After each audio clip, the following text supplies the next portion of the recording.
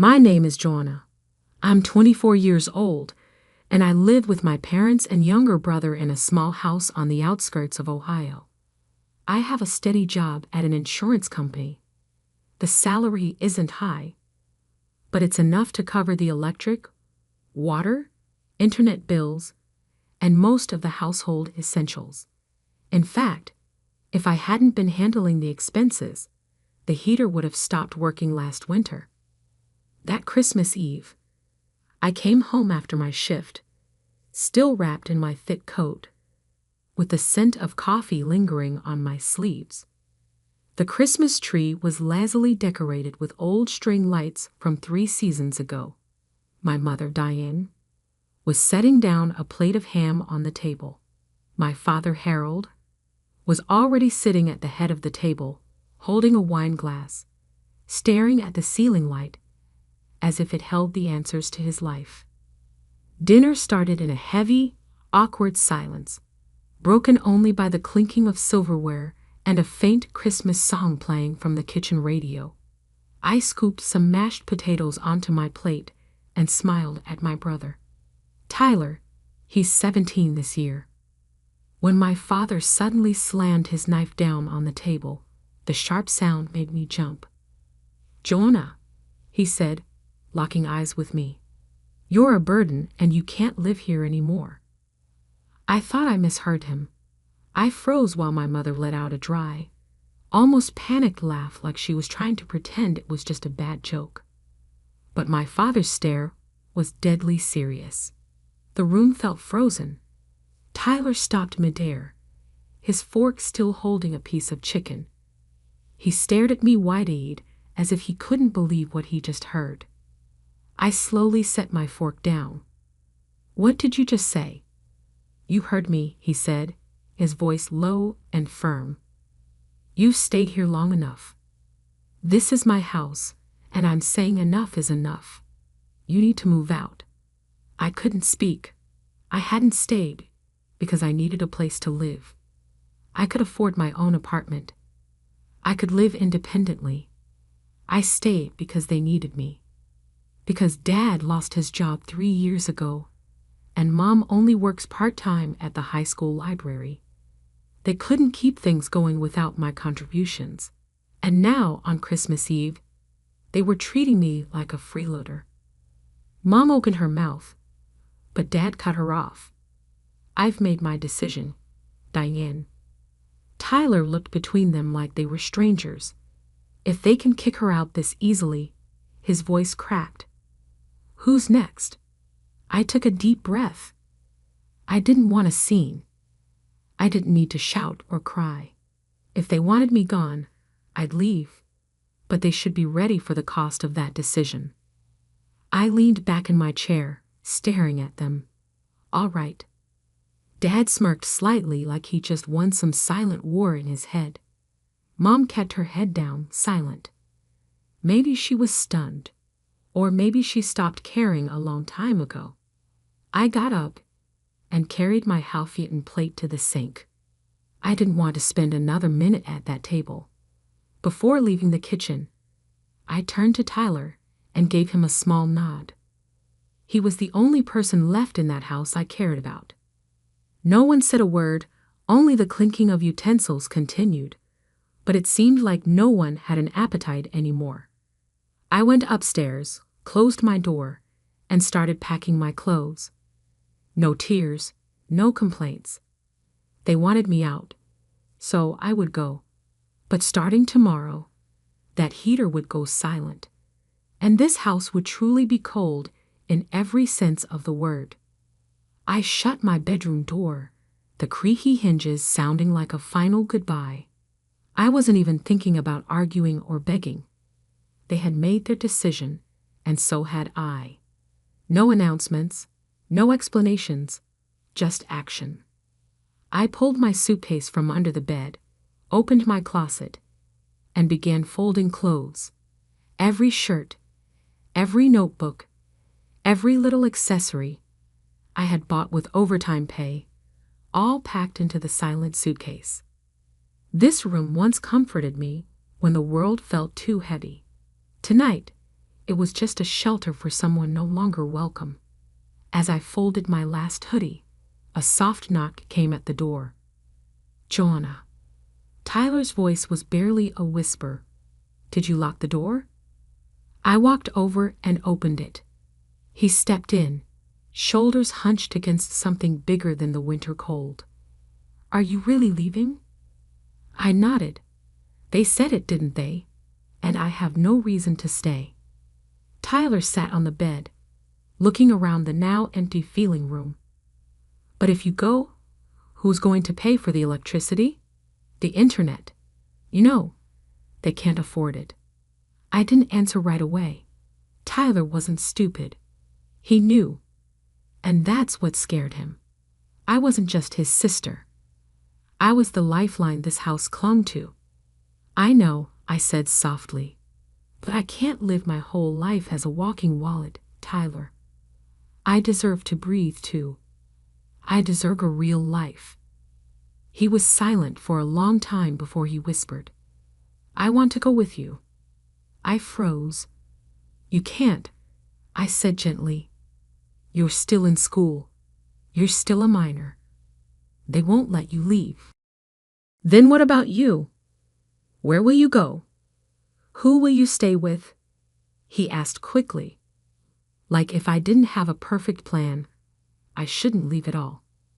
I exhaled. "I'll stay at Marissa's for a few days. I have enough saved to rent a small place. I always had a plan. I just didn't expect to use it this soon." Tyler stared down at his lap, hands clenched into fists. "They don't deserve you. They don't know what you've sacrificed." I sat next to him, resting my hand on his shoulder. "That doesn't matter anymore. What matters is that you don't get dragged down too. Just hold on a little longer. Once you're old enough, I'll help you get out." He nodded slowly, like he was committing my words to memory. "You'll still text me, right?" "Every day." I smiled, soft as a promise. As Tyler left the room, he glanced back at me one last time. There was something in his eyes that twisted my chest. Not just sadness, but the awful realization that from now on, he would live with two people who no longer acted like parents. I continued packing, checking every drawer and corner to make sure I didn't leave anything important behind. By the time I placed my suitcase by the door, it was nearly midnight. The whole house was dead silent, like no one had ever lived here at all. I pulled out my phone, logged into all the bill accounts, and started removing my banking information from each one. Electricity, internet, water, the secondary credit card I had opened for Mom. I closed them all in less than 10 minutes. No warnings, no explanations, because I had been warning them with my presence for 4 years, and they never listened. As I wheeled my suitcase down the stairs, I saw the living room light glowing through the crack under the door, but no one came to see me off. No one called my name. No apology. I could even hear the TV still playing. They were watching their Christmas program as if nothing had happened. I opened the door without looking back. The freezing wind hit my face like a slap, but I didn't shiver. I just felt free. For the first time in years, I loaded my suitcase into the trunk, slid into the driver's seat, and closed the door. As my hands tightened on the steering wheel, I knew one thing for sure. My life would no longer be dictated by anyone else. And this Christmas night was the beginning of the life I truly deserved. I drove away from the street that had imprisoned me in suffering for far too long. That Christmas Eve, there was no snow, but inside, I was frozen. Not from the weather, but from awakening.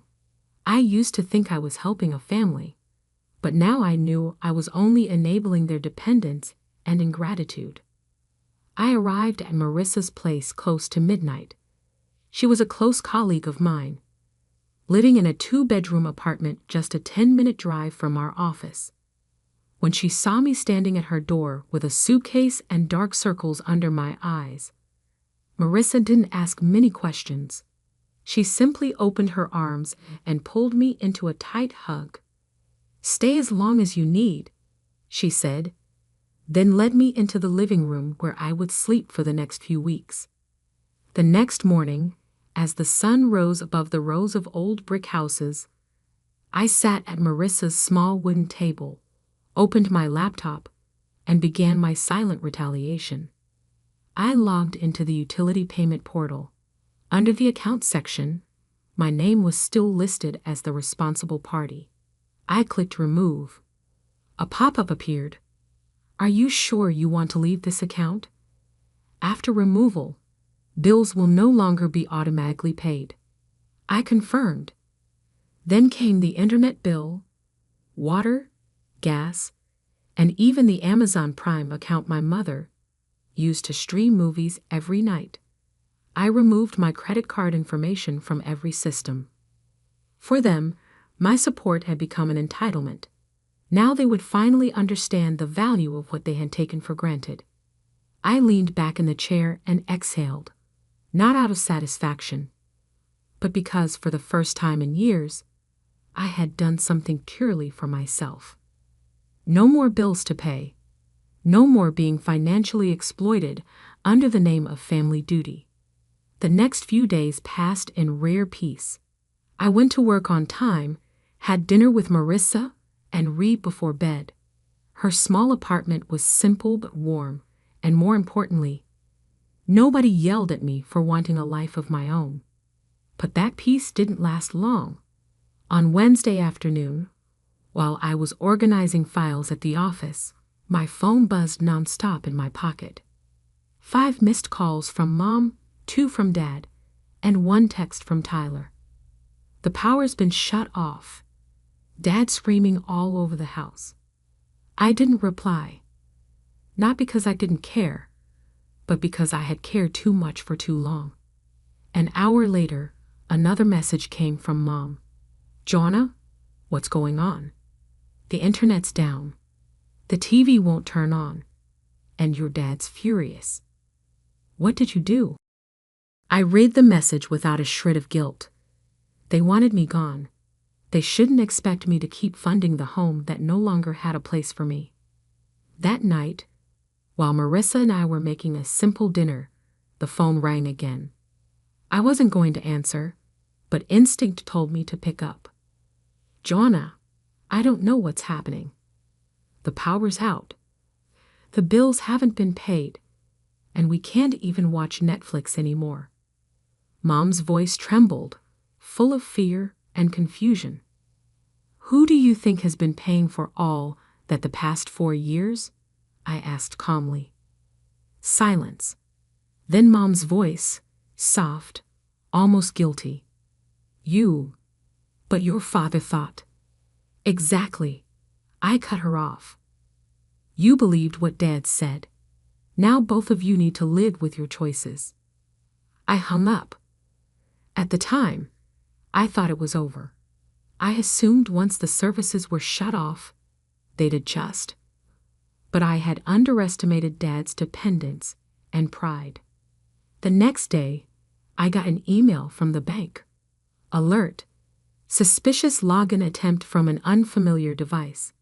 I checked immediately.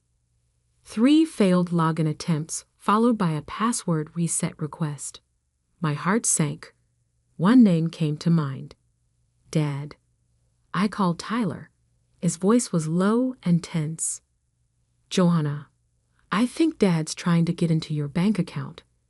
I saw him holding Mom's old notebook where she wrote down passwords. I gripped the phone tighter. "Thanks, Ty. I'll take care of it." I sat down and began changing every password. Bank accounts, emails, streaming services, even food delivery apps. Layer after layer of security went up, a silent message. I was no longer the obedient daughter they could control.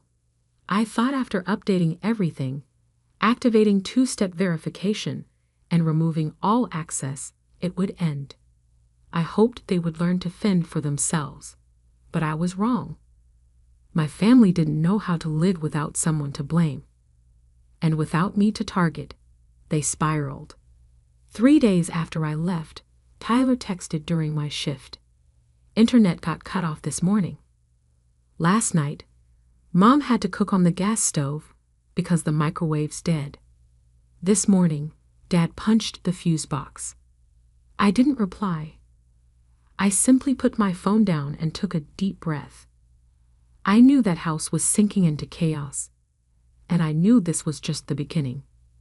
That night, leaving the office, I saw 6 missed calls from Mom. By the 7th, I picked up. Her voice was hoarse, crying, confused, and furious. "Joanna, what have you done? The house is dark. No TV, no hot water. Your dad's losing it. What did you do?" I answered calmly. "I only turned off what I was paying for. From now on, you can take care of yourselves, right? You can't do this," Mom shrieked. "This is your home." I pressed my lips together, steadying my voice. "No, it's the place where Dad kicked me out. Remember? I'm just following orders." Silence. Only heavy breathing came through the line. Finally, she whispered, "Your dad thinks you're trying to get revenge." I let out a dry, exhausted laugh. "No, Mom. I'm just living my life. What bothers you is that I'm no longer living it for you." I hung up before she could say another word. I didn't need to explain any more. They were used to my silent endurance. Now they would have to get used to my silent absence. The next morning, another alert from the bank. Suspicious login attempt. Possible fraud. Blocked. I didn't have to wonder. The only person desperate enough to hack into my accounts was Dad. I immediately called Tyler. He whispered when he answered, his voice full of worry. "Joanna, I think he's digging through Mom's old notebooks. He keeps yelling that he needs to get back what belongs to the family." I closed my eyes, feeling a painful tightness in my chest. "Did you see him using the computer all morning? He keeps trying to log in and cursing when it fails." I chuckled bitterly. "Good, the alerts are working." "Joanna," Tyler said slowly, "he's starting to say weird stuff like that girl thinks she's won, and I'll make her regret it." I'm a little scared. I gripped the phone. "If anything strange happens, lock the doors and call me immediately."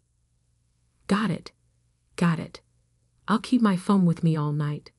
I hung up, went back to my bank account, increased the security level, and blocked all foreign devices.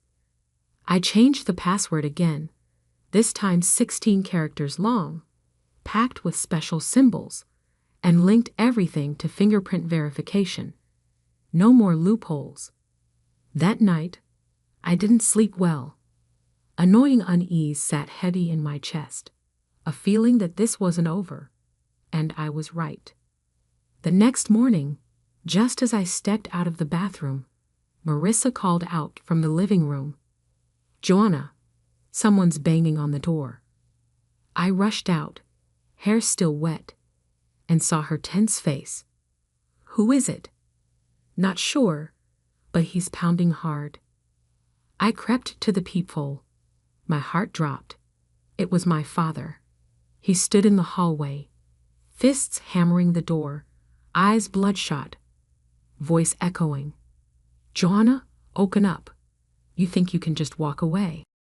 Marissa looked at me, panicked. "Are you calling the police?" I nodded, already dialing 911. As the call connected, I stared at the shadow pounding outside and thought, "You pushed me out of your house. You don't get to force your way into my life now." I pressed the phone to my ear as Dad kept slamming against the door, shouting, "Joanna, you think you're so righteous? You think leaving solves anything?" Marissa stood trembling behind me, clutching the door key, but frozen in place. I nodded reassuringly. then turned back to the phone. Yes, he's my father. But he's threatening me and trying to break into my friend's apartment. The dispatcher stayed calm. Officers are on the way. Stay inside and do not open the door. They'll arrive within 3 minutes. I hung up, my heart pounding, but my hands steady on the lock. Through the peephole, I saw Dad pacing the hall, muttering, shouting, hammering the door. Ungrateful. After everything I did for you. The sound of sirens pierced the air. As red lights flashed down the stairwell, I heard the heavy steps of officers running up. One knocked gently on the door. Police, open up. Stay calm. I opened the door and stepped aside. The police officers entered, speaking firmly to my father. Sir, you are disturbing the residents and causing a public disturbance. We need you to leave immediately. My father turned to them, his face flushed red.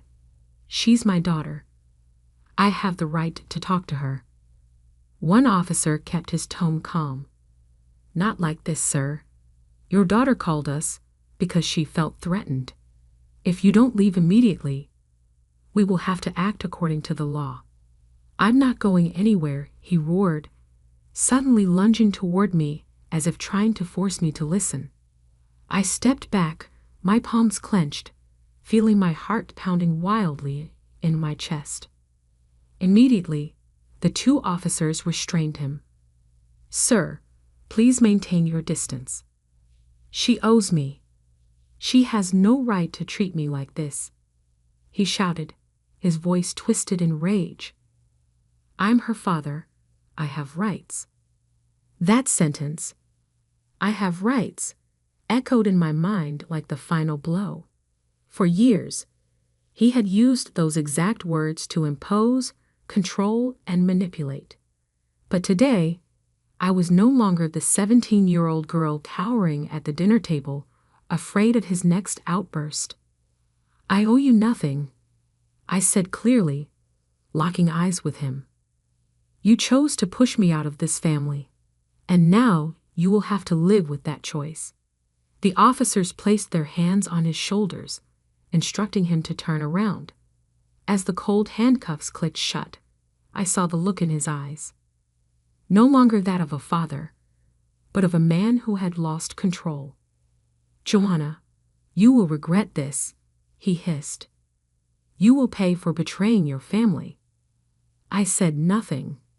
I just stood there watching him being led away, his furious shouting echoing down the long hallway. When the door finally closed, Marissa stepped closer. Are you okay? I nodded, though my throat was tight. I'm okay. I just didn't think it would come to this.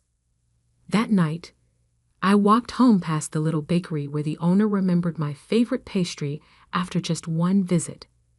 I picked up a slice of cinnamon apple pie, then strolled down the short street to my apartment. The late spring breeze carried hints of flowers and soft acoustic music from the cafe on the corner. I opened the door, flipped on the lights, and the room filled with peace. No phone ringing with demands, no emails marked urgent, no one blaming me for changing. I sat on the floor beside my new bookshelf, where I'd neatly stored the old letters in a tin box. I didn't burn them, didn't throw them out. I kept them the way people keep relics, not to remember but to never return. I used to think freedom meant being accepted by family. Now I know true freedom is walking away from people who only call you family when they need saving. I no longer live to please others. I live to feel peace when I rest my head each night, without any unsaid apologies or unpaid debts. I live to laugh loudly when I want, cry quietly when I need, and breathe deep and long without fearing abandonment. I live not to prove anything anymore. I live because I deserve to fully. And if you ask whether I regret it, I say I only regret not letting go sooner.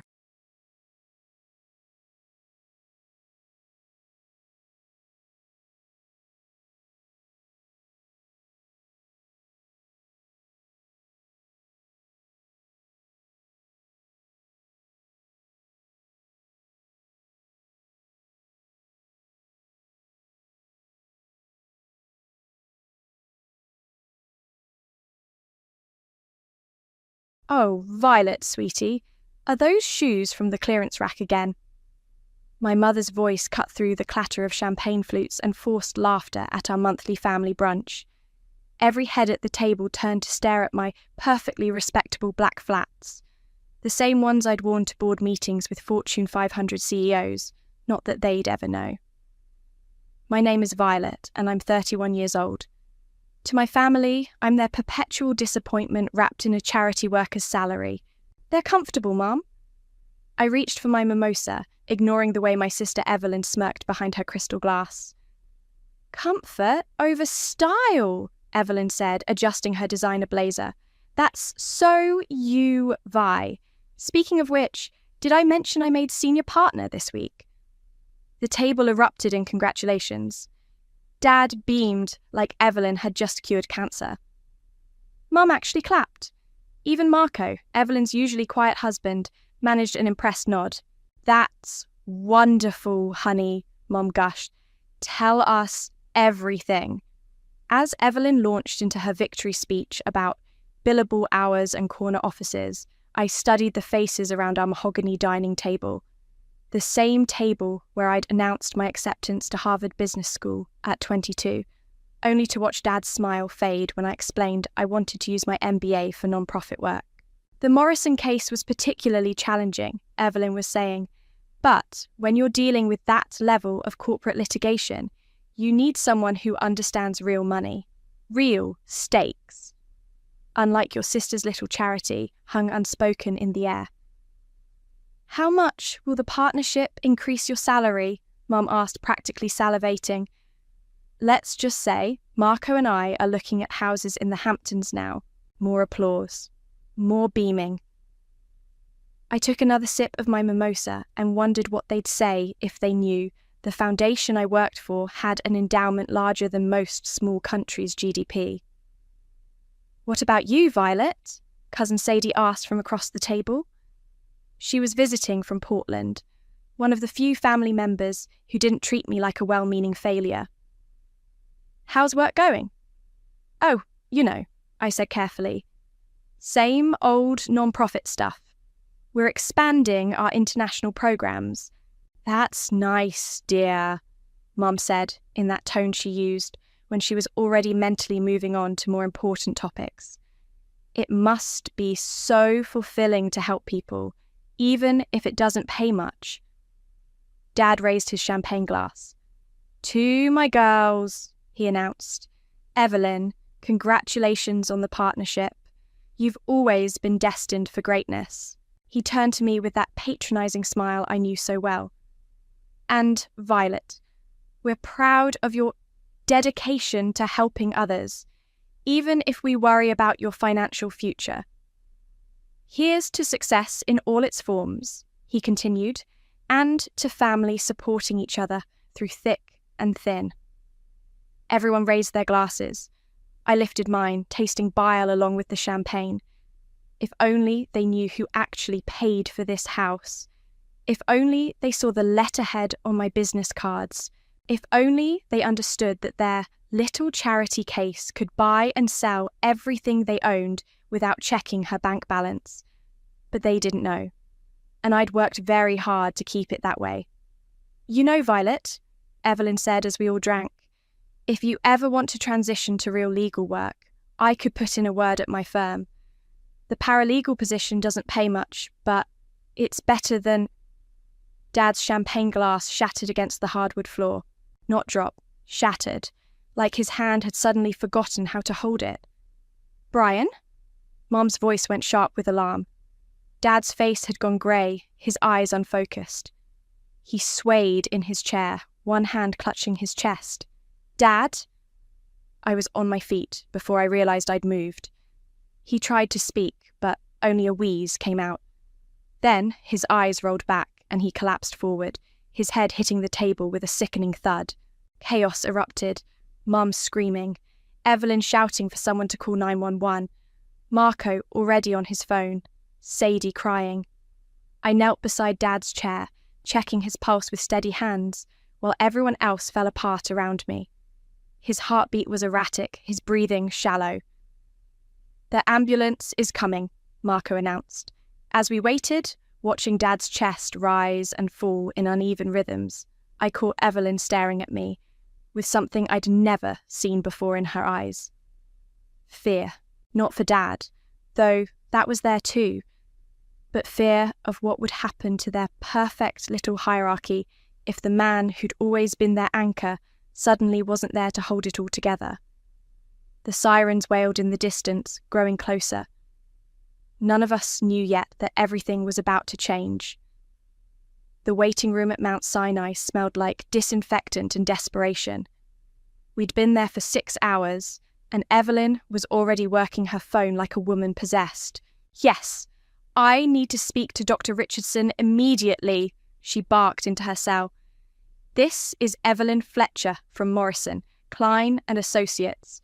My father has been admitted, and I need the best cardiac specialist you have." Mum sat rigid in her chair, clutching her Hermes bag like a life preserver. "Did you reach the Hendersons? They know that wonderful doctor at Presbyterian." "Already called them," Evelyn said, covering her phone. "And the Washingtons. And your book club president. Everyone's making calls." I sat in the corner, watching them orchestrate their campaign of connections and influence. The same network that had gotten Evelyn into law school, landed her internships, opened every door she'd ever walked through. "Violet, can you get us coffee?" Mum asked without looking at me. "The good kind from that cafe downstairs, not the vending machine." "Sure." I stood up, grateful for an excuse to escape. When I returned 20 minutes later with a cardboard tray of lattes, Evelyn was pacing by the windows. "What did the doctor say?" I asked, distributing cups. "Rare genetic cardiomyopathy," Mum said, her voice hollow. "Progressive. Fatal." The words hit like ice water. "How long?" 6 months, maybe less." Evelyn stopped pacing. "Unless he gets into an experimental treatment program. There's a place," Mum continued, the Morrison Institute in Switzerland. "They're doing cutting-edge work with genetic heart conditions." "But," I could hear the but coming. "But it's impossible to get in," Evelyn said. 2-year waiting list minimum. "And the cost..." She shook her head. "We're talking about the price of a mansion. Maybe 2. I sipped my coffee, processing. The Morrison Institute. I knew it well. "I've already called Senator Williams's office," Evelyn continued, "and Judge Martinez. Even reached out to that pharmaceutical executive Mum knows from the country club." "What did they say?" "They'll try, but..." Mum's voice cracked. "It's not enough. This isn't about knowing the right people. This is about money. Serious money." Over the next 3 days, I watched my family's privilege machine sputter and fail. Evelyn worked every contact in her phone. Mum called in decades of social favours. They name-dropped, they begged, they leveraged every relationship they'd ever cultivated. Nothing. The Rothschild Foundation said, "No," Evelyn announced on Thursday, throwing her phone onto the hospital cafeteria table. "Even with Senator Williams's recommendation." "What about the emergency fund at your firm?" Mum asked desperately. "It's for partners' families, and it caps at 50,000. We need 20 times that." I stirred my soup, saying nothing. They'd barely acknowledged my presence all week, except to send me on coffee runs and parking meter duties. "Maybe we could take out loans," Mum suggested. "Use the house as collateral." "Mum, even if we mortgaged everything we own, it wouldn't be close to enough." They sat in defeated silence. 3 days of their golden network producing absolutely nothing. "I called that Swiss clinic directly," Evelyn said finally. "Spoke to someone in administration. She was polite but firm. No exceptions, no shortcuts. Full payment up front, and the waiting list is ironclad." Mum started crying then. Quiet, dignified tears that somehow made it worse than if she'd been sobbing. "There has to be something," she whispered. "Someone we haven't thought of." Evelyn looked at me for the first time all week. really looked at me. "Violet," she said slowly, like she was talking to a child. "Your non-profit, do they have any connections to medical research? Any grants or partnerships?" I met her eyes. "Some. Could you maybe ask around? See if anyone knows someone who knows someone?" The condescension was breathtaking. Even now, even desperate, she couldn't imagine I might have real power. "I mean, I know it's not much," she continued, "but maybe your little organisation has some contact with medical charities. Even a small grant application might help with the costs." Mum looked up hopefully. "Oh, yes, dear. Could you try? I know your work isn't... well, it's not corporate level, but maybe they know someone?" I set down my spoon carefully. "I can make some calls." "Really?" Mum's face lit up for the first time in days. "Oh, Violet, that would be wonderful. Even if it's just a few $1,000s, every bit helps. I'll see what I can do." That evening, I sat in my apartment and pulled out my phone. Not the basic iPhone my family had seen me use. My other phone, the one with Michelle Lee's direct number programmed in. Time to make that call. I dialed Michelle's number at exactly 9 a.m. Swiss time. She answered on the first ring. "Good morning, Violet. I was expecting your call." "Michelle, I need a favour. It's personal." "Of course. What can I do for you?" "My father needs immediate admission to the institute. Genetic cardiomyopathy. Progressive. He has maybe 6 months without intervention. I'll have Dr. Brennan review his case immediately. Can you have his medical records sent over?" "Within the hour. But, Michelle, there's more. My family doesn't know about my involvement with the institute. I need this handled delicately." A pause. "How delicately?" "They think I'm just a regular non-profit worker trying to help. Let them believe that for now." "Understood. I'll handle the arrangements personally." "Full funding?" "Naturally. Should I prepare the usual suite for family members?" "Yes. And Michelle?" "Thank you." "It's an honour, Mom." I hung up and immediately called my family's group chat. "I have news," I typed. "Meet me at the hospital in 2 hours." When I arrived at Dad's room, they were all there. Mum perched on the edge of her chair, Evelyn pacing, Marco reading medical journals on his phone. "Well," Evelyn demanded, "what did your people say?" "I made some calls," I said carefully. "Spoke to someone at a medical foundation that partners with international treatment centres." "And?" Mum's voice was barely a whisper. "They're going to review Dad's case. The woman I spoke to seemed optimistic." "Optimistic how?" Evelyn's lawyer instincts were kicking in. "What exactly did she say?" "She said she'd have a specialist review his records today. If he qualifies, they might be able to expedite the process." "Expedite?" Mum stood up. "You mean skip the waiting list?" "Possibly." Evelyn narrowed her eyes. "Violet, what kind of non-profit do you work for exactly? Because this sounds too good to be true." Before I could answer, my phone rang. Michelle's number. "Excuse me," I said, stepping into the hallway. "Violet, we've reviewed the case. Dr. Brennan confirms your father is an excellent candidate. We can admit him Monday." "Monday? This Monday?" "Yes, full treatment protocol. Estimated duration 6 months. The administrative team is preparing his paperwork now." "What about payment?" "Already handled through the Foundation's emergency fund." I closed my eyes. "Thank you, Michelle. Should I call the family directly with the news?" "No, let me handle it." I walked back into the room where my family sat frozen, watching my face. "They said yes," I announced. The silence stretched for 10 seconds. 20. "Yes, to what exactly?" Evelyn asked slowly. "Immediate admission to the Morrison Institute. Full treatment program. All expenses covered." Mum's coffee cup hit the floor and shattered. "That's impossible," Evelyn said. "We spent 3 days calling everyone we know. The waiting list alone. The foundation I contacted has an emergency medical fund. They partner with the Institute for cases like Dad's. What foundation? Evelyn's voice was sharp now. What's the name? The Stout Medical Foundation. Marco looked up from his phone. Never heard of it. It's international, I said. Focuses on rare genetic conditions. Mum was crying again.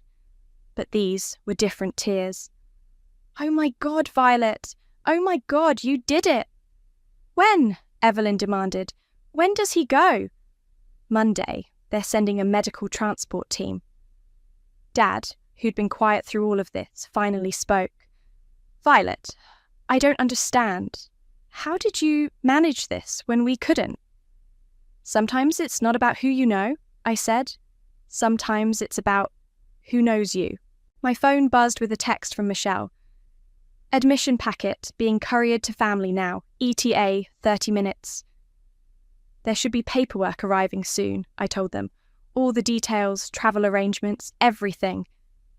Evelyn was staring at me like she'd never seen me before. This doesn't make sense. A foundation just doesn't hand out million-dollar treatments to strangers. Dad's not a stranger. His case fits their criteria perfectly. But how did you even know to call them? How did you get through to someone with that kind of authority? Before I could answer, a courier appeared in the doorway, holding a thick manila envelope. Delivery for the Stout family? Mum practically lunged for it, tearing it open with shaking hands. She pulled out official letterhead, medical forms, travel itineraries. Then she stopped. Her face went white.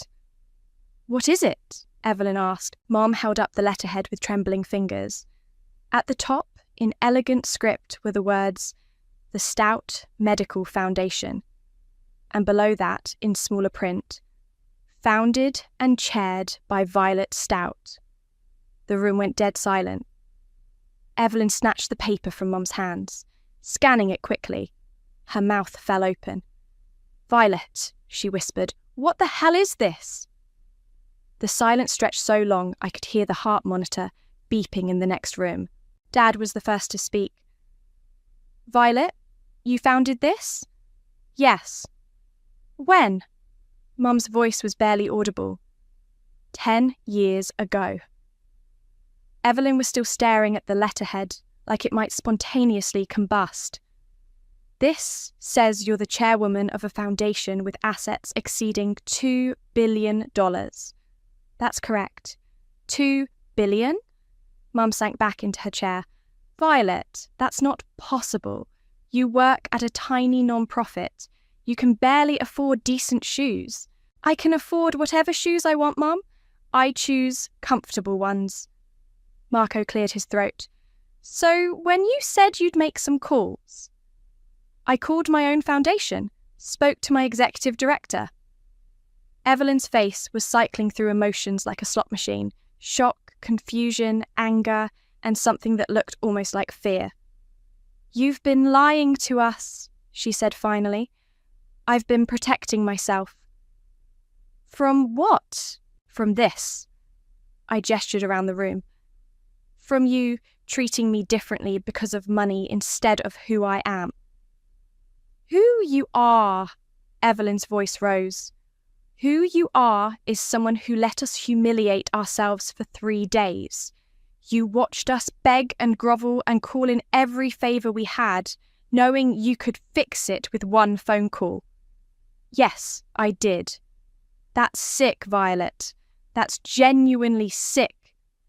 Dad struggled to sit up straighter. Evelyn, she saved my life.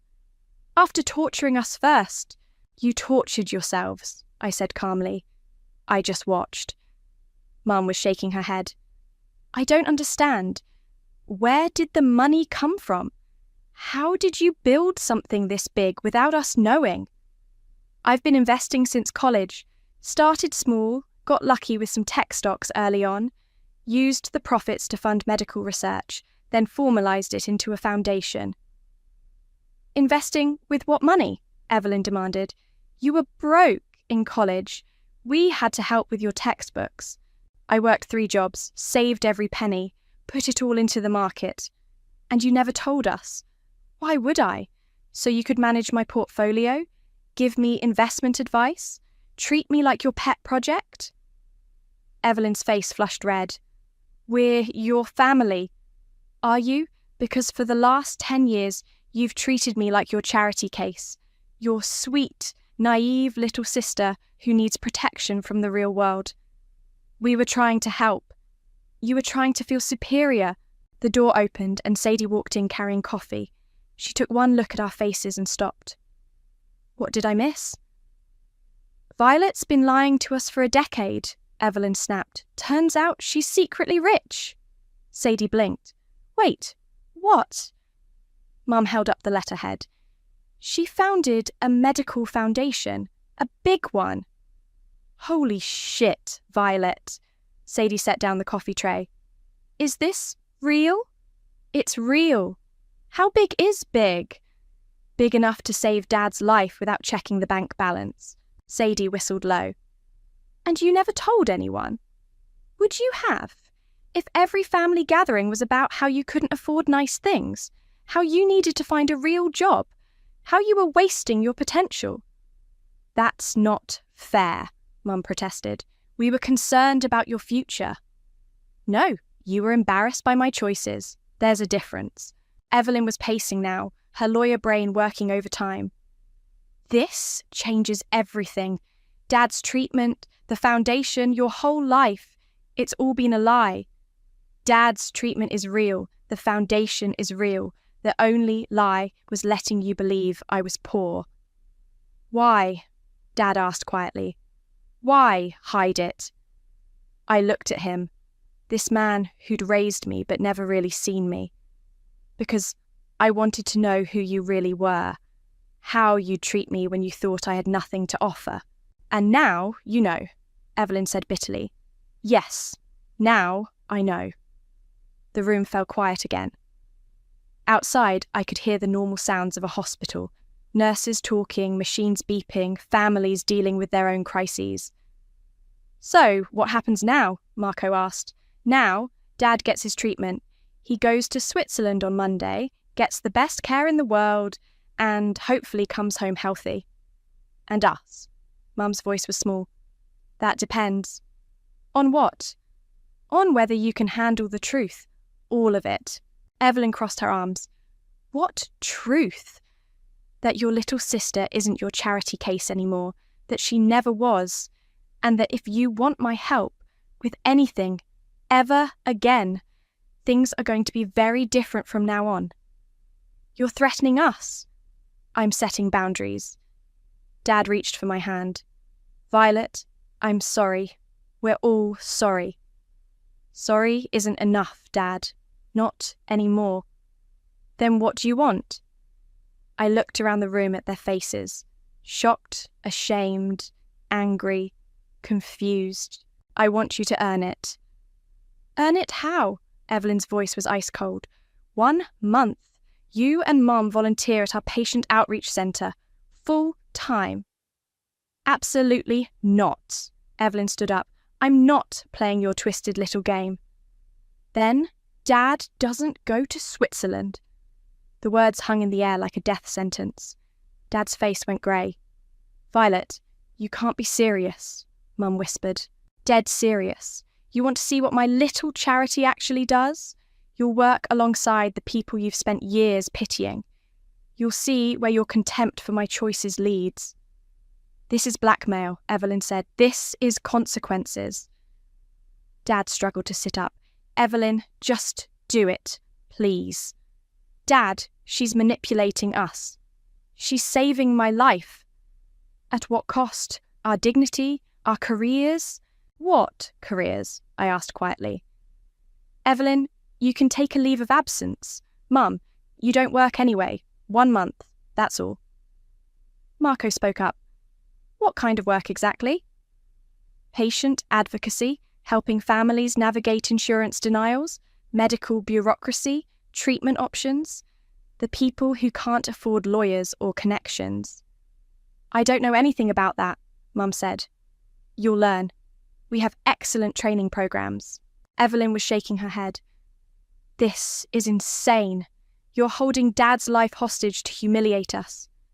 I'm offering you a chance to understand me, to see the work you've mocked for a decade. And if we refuse, then you refuse. Dad's treatment continues either way, but our relationship ends here. The silence was deafening. Dad was looking between us like we were playing tennis with his life. Fine, Mum said suddenly. Well, I'll do it. Mum, no, Evelyn protested. Yes, if it means Brian lives, I'll do whatever she wants. Evelyn stared at her mother, then at me. You're enjoying this. More than I expected to. You're sick. I'm tired. Tired of being treated like your pet disappointment. Tired of pretending your approval matters. Tired of watching you waste your privilege while people die because they can't afford what you take for granted. So this is revenge? This is education. 2 weeks later, I stood in the lobby of our downtown outreach centre, watching Mom and Evelyn get their orientation packets from Janet, our volunteer coordinator. Mrs. Stout, you'll be working with insurance appeals, Janet explained to Mum. Families who've been denied coverage for essential treatments. Ms. Fletcher, you're on our legal aid desk. Pro bono cases, mostly immigration and disability rights. Evelyn's face was stone. I don't do immigration law. You do now, Janet said cheerfully. Don't worry, we'll train you. I watched from across the room as they were introduced to their supervisors. Mum looked terrified. Evelyn looked murderous. Their first day was a disaster. She hung up on 3 families, Janet reported to me during lunch. Said their cases were hopeless and they should accept reality. Which one? Your sister. Your mother actually did better. She cried when the Martinez family told their story, but she stayed on the phone. By day 3, things got worse. Miss Fletcher, you cannot tell clients their English isn't good enough, I heard Evelyn's supervisor Maria say sharply. That's not your job. I can't help them if I can't understand them. Then you learn to listen better. I found Evelyn in the break room an hour later, head in her hands. This is impossible, she said without looking up. These people have problems I can't fix. Their cases are too complicated, too hopeless. Welcome to the real world. She looked up, eyes blazing. The real world. This isn't the real world, Violet. This is poverty tourism. You're making us dance for your amusement. I'm making you see what I see every day. What? That life is unfair?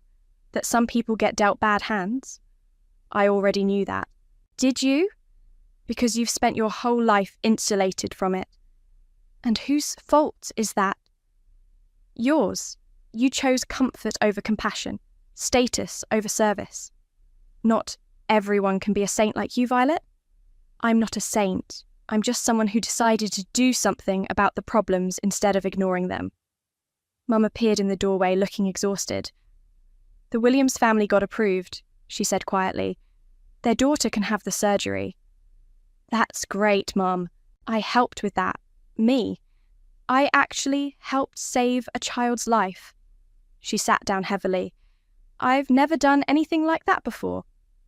Evelyn stared at her mother. Mum, you've done plenty of good things. Have I? What have I actually accomplished? What legacy am I leaving besides charity galas and book clubs? You raised us. I raised you to be successful. I didn't raise you to be useful. The words hit like a slap. Evelyn's face crumpled. This isn't fair, she whispered. You're changing all the rules. The rules were always broken, I said. I'm just making you see it. 3 weeks into their volunteer stint, Sadie showed up at my apartment with a shoebox and a bottle of wine. We need to talk, she said, pushing past me into the living room. About what? About this. She set the shoebox on my coffee table. I found these in Grandma Rose's attic when we cleaned it out last year. Mum asked me to throw them away, but I couldn't. I stared at the box. What's in there? Letters between Grandma Rose and your dad from when you were in high school. My stomach dropped. Sadie, I don't want to. You need to see this. She opened the box and pulled out a yellowed envelope. This one's from senior year, right around the time you applied for that full scholarship to MIT. The one I didn't get. The one you didn't get because Dad made sure you didn't get it. The room went silent except for the hum of my refrigerator. What are you talking about? Sadie handed me the letter. Read it. I unfolded the paper with shaking hands. Dad's handwriting, younger but still recognizable. Mother, I know you disagree with my decision, but I had to withdraw Violet's scholarship application.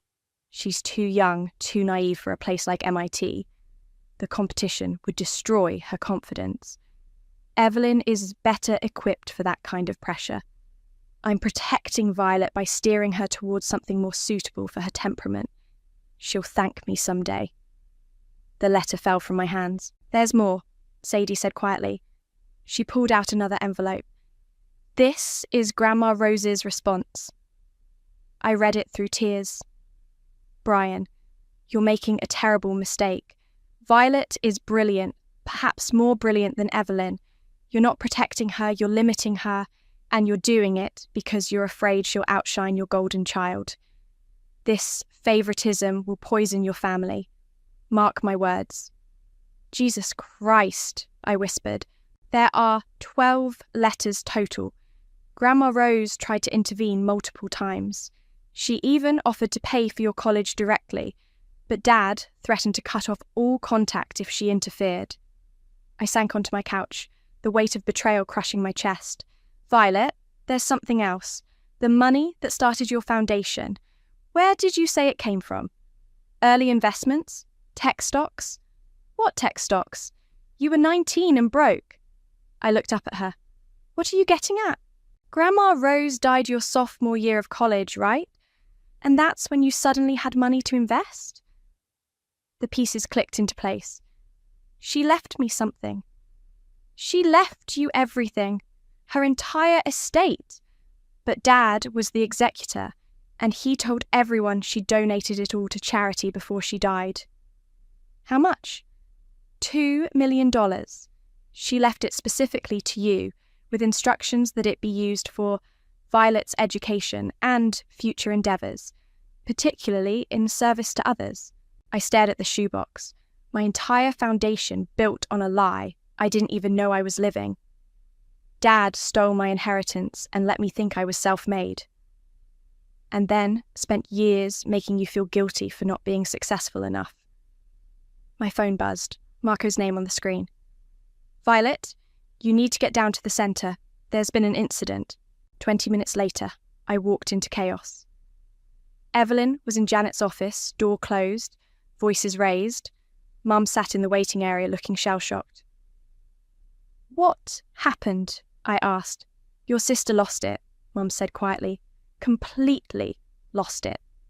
On who? The Nguyen family. Their son needs a liver transplant, but they're undocumented. Insurance won't cover it, and they can't afford to pay out of pocket. And? Evelyn told them they should have thought of that before they came here illegally. My blood went cold. She said what? The office door opened and Evelyn stormed out, Janet close behind. Miss Fletcher, you cannot speak to clients that way, Janet was saying. That family is desperate. That family is breaking the law, Evelyn snapped. I'm not going to pretend their problems are my responsibility. Their son is 8 years old. Then maybe they should have stayed in their own country. The entire waiting room went silent. Families looked up from their paperwork. Volunteers stopped what they were doing. Evelyn, I said quietly. She spun around. Don't you dare lecture me. I've done your little penance for 3 weeks. I've listened to sob stories and filled out forms and pretended to care about people who made their own bad choices. Bad choices like being born in the wrong country. bad choices like coming here illegally and expecting us to fix their problems. Their problems? You mean like needing medical care? Like wanting their children to live? I mean like expecting handouts, like thinking the world owes them something. The words echoed in the sudden silence. Mum had gone pale. Janet looked horrified. "Get out," I said. "What?" "Get out of my building, now." "Violet, I'm your sister." "You're nothing to me. Get out." Evelyn's face crumpled, but the damage was done. She grabbed her purse and stormed toward the exit. "This is who you really are," she shouted from the doorway. "Cruel and vindictive and petty. You're not saving anyone. You're just playing God." The door slammed behind her. Mom stood up slowly. "I should go after her." "Should you?" She looked around the room at the family still staring, at the volunteers who'd witnessed everything. "No," she said finally. "No, I don't think I should. Dad was being discharged from the Morrison Institute when I got the call. 6 months of treatment, and his heart was stronger than it had been in years. "Violet, we need to talk," he said over the phone, "all of us, before I come home." "Evelyn too?" "Especially Evelyn." I arranged to meet them at Mum's house the next evening. When I arrived, they were all sitting around the same dining table where this had started 8 months ago. The same table where Dad had collapsed during his toast to success. Dad looked healthier than I'd seen him in years, but his eyes were different, older, sadder. "I know about the letters," he said without preamble. I set my purse down carefully. "Which letters?" "The ones from your grandmother. Sadie showed them to me in Switzerland." Mum's face went white. "Brian, what letters?" "The ones where she begged me not to sabotage Violet's scholarship. The ones where she warned me I was destroying our family with favoritism." Evelyn looked confused. "What scholarship?" Dad's voice was barely a whisper. "MIT, full ride.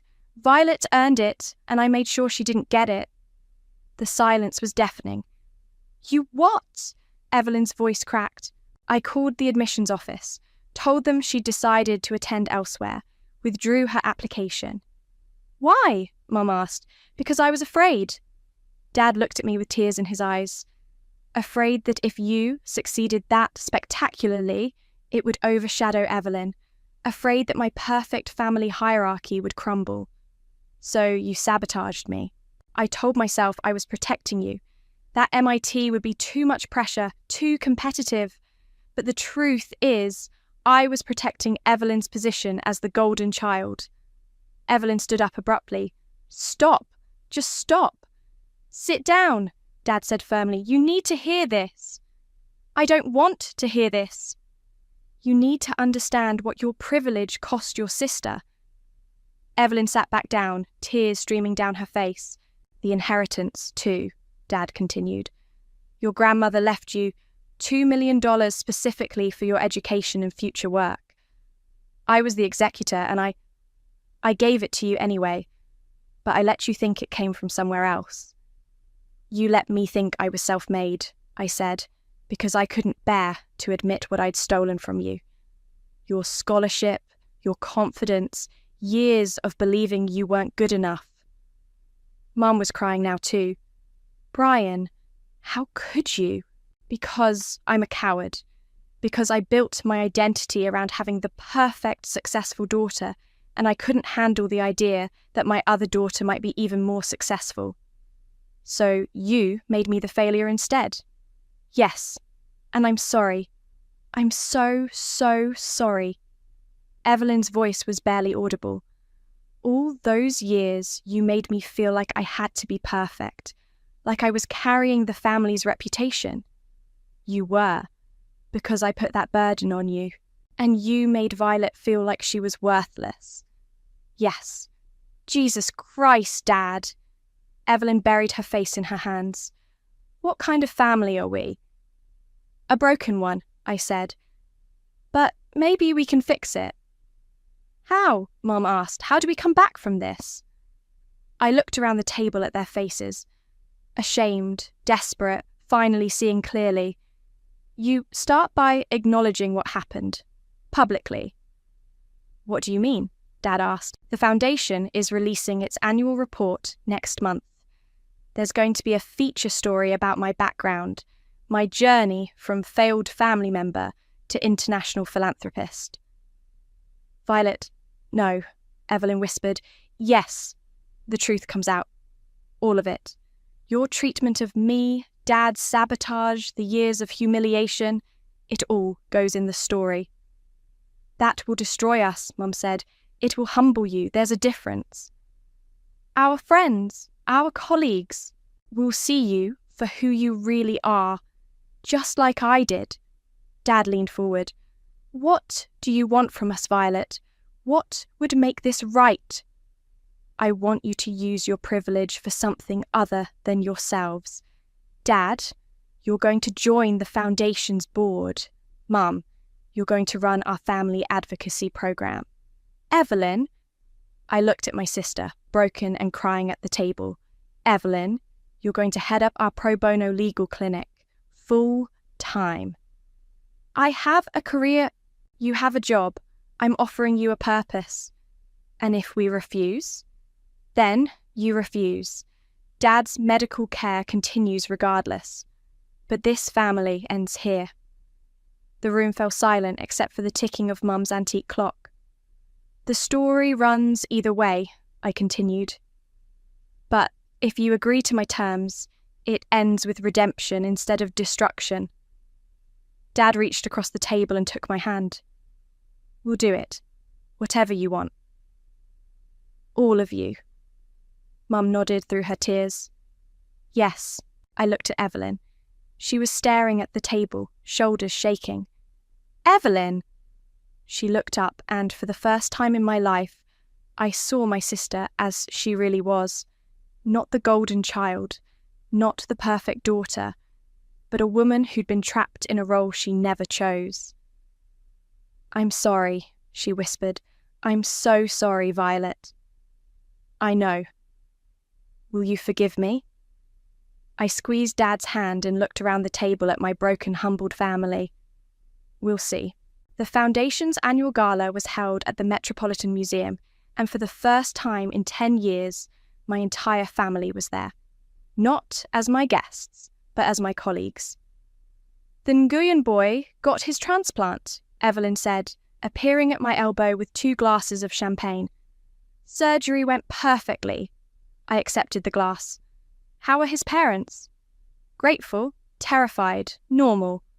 She paused. I've been working with 3 other undocumented families this week. It's different than I expected. Different how? They're not looking for handouts. They're looking for hope. Across the room, I watched Mum speaking animatedly with a group of donors about the family advocacy program. She'd thrown herself into the work with the same intensity she'd once reserved for charity galas, but now the cause actually mattered. She's good at this, Evelyn observed. She always was good at organising people. She just needed a better reason. Dad approached us, moving slowly but steadily. His recovery had been remarkable, but the real change was in his eyes. The arrogance was gone, replaced by something quieter. The board meeting went well, he reported. We approved funding for the paediatric wing expansion. Good.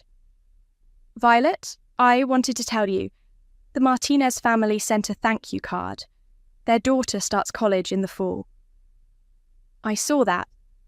She's going to MIT. The words hung between us. Dad's face crumpled slightly. I know I can't undo what I did to you, he said quietly. But maybe I can make sure it doesn't happen to anyone else. Maybe. Lana appeared beside us, tablet in hand. The Times reporter wants to do a follow-up interview. The original story got picked up by 6 other publications. The story had indeed run exactly as I'd promised. From family disappointment to medical philanthropist, How one woman built an empire from rejection. It had been brutal and honest, detailing everything: the sabotaged scholarship, the hidden inheritance, the years of condescension. What's the angle for the follow-up? I asked. Redemption. They want to focus on how the family has changed, how you've all worked together to expand the foundation's reach. And applications to our volunteer program are up 300%. Donations have tripled. Apparently, people like a good redemption story. Evelyn snorted. Even when the redemption is forced? Especially then, Lana said. Authentic change is rare. People can smell the difference between PR and actual growth. A young woman approached our group, nervous but determined. Excuse me, are you Violet? Yes. I'm Sarah Martinez, the reporter from the Times. I wanted to thank you personally. I frowned. For what? Your story inspired me to investigate my own family's dynamics. Turns out my parents had been sabotaging my younger brother's opportunities for years, just like what happened to you. I'm sorry to hear that. Don't be. We're fixing it. He's applying to medical school now, with their full support. Sometimes people need to see their behaviour reflected back at them before they can change. She walked away, leaving us in contemplative silence. Do you think we've actually changed? Evelyn asked in sheesh. Or are we just going through the motions because we have to? Does it matter? I replied. The work gets done either way. It matters to me. I studied my sister's face. The sharp edges had softened over the past months. The constant need to prove herself had been replaced by something steadier. You tell me, I said. When you're working with families at the clinic, what are you thinking about? Honestly? How to help them, how to navigate the system, how to find loopholes, how to make the law work for people instead of against them. And when you're at home, I think about the cases I couldn't solve, the families I couldn't help. She paused. It keeps me up at night sometimes. Good. Good? Caring enough to lose sleep over strangers. That's not something you can fake. Mom joined our circle, slightly breathless from her donor conversations. The Hendersons want to fund an entire research wing, and the Washingtons are considering a major gift.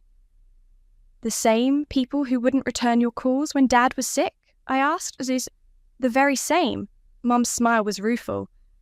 Funny how success changes people's willingness to help. Or maybe it just reveals who they always were, Dad said.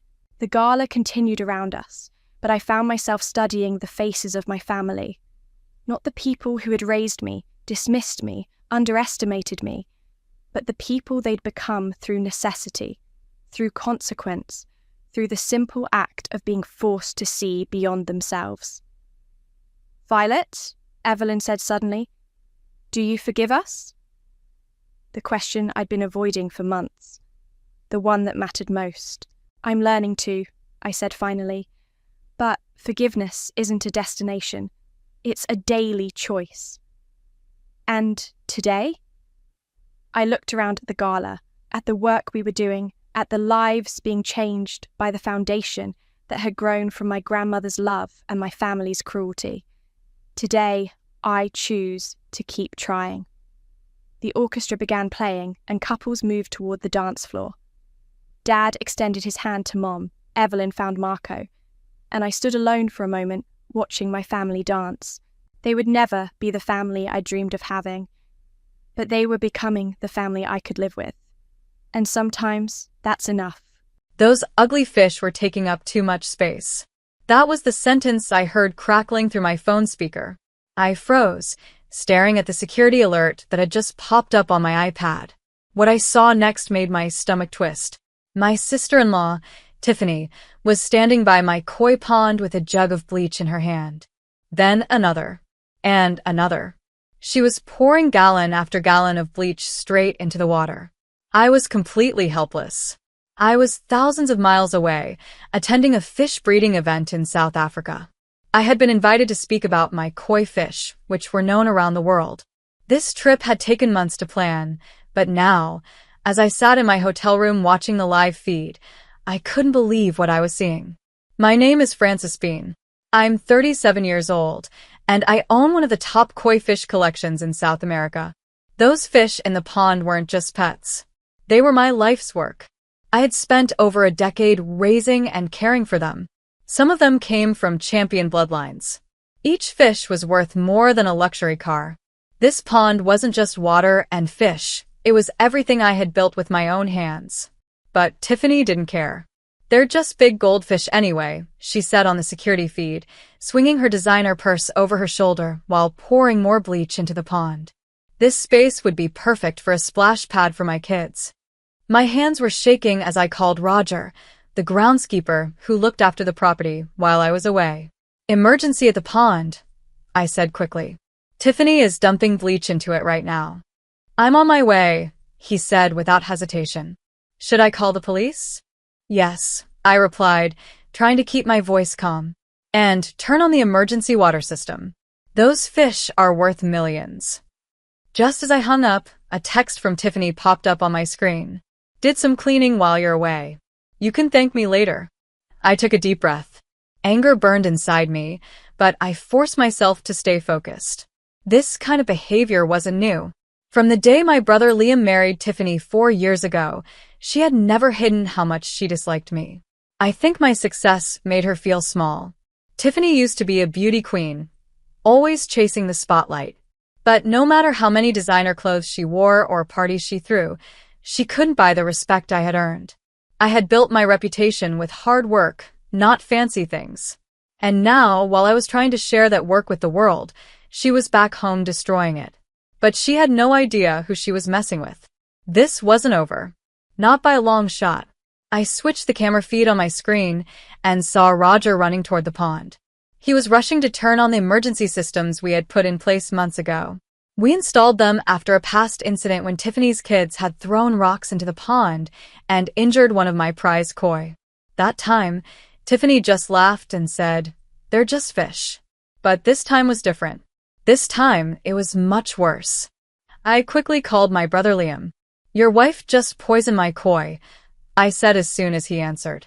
"Millions of dollars gone. It's all on video."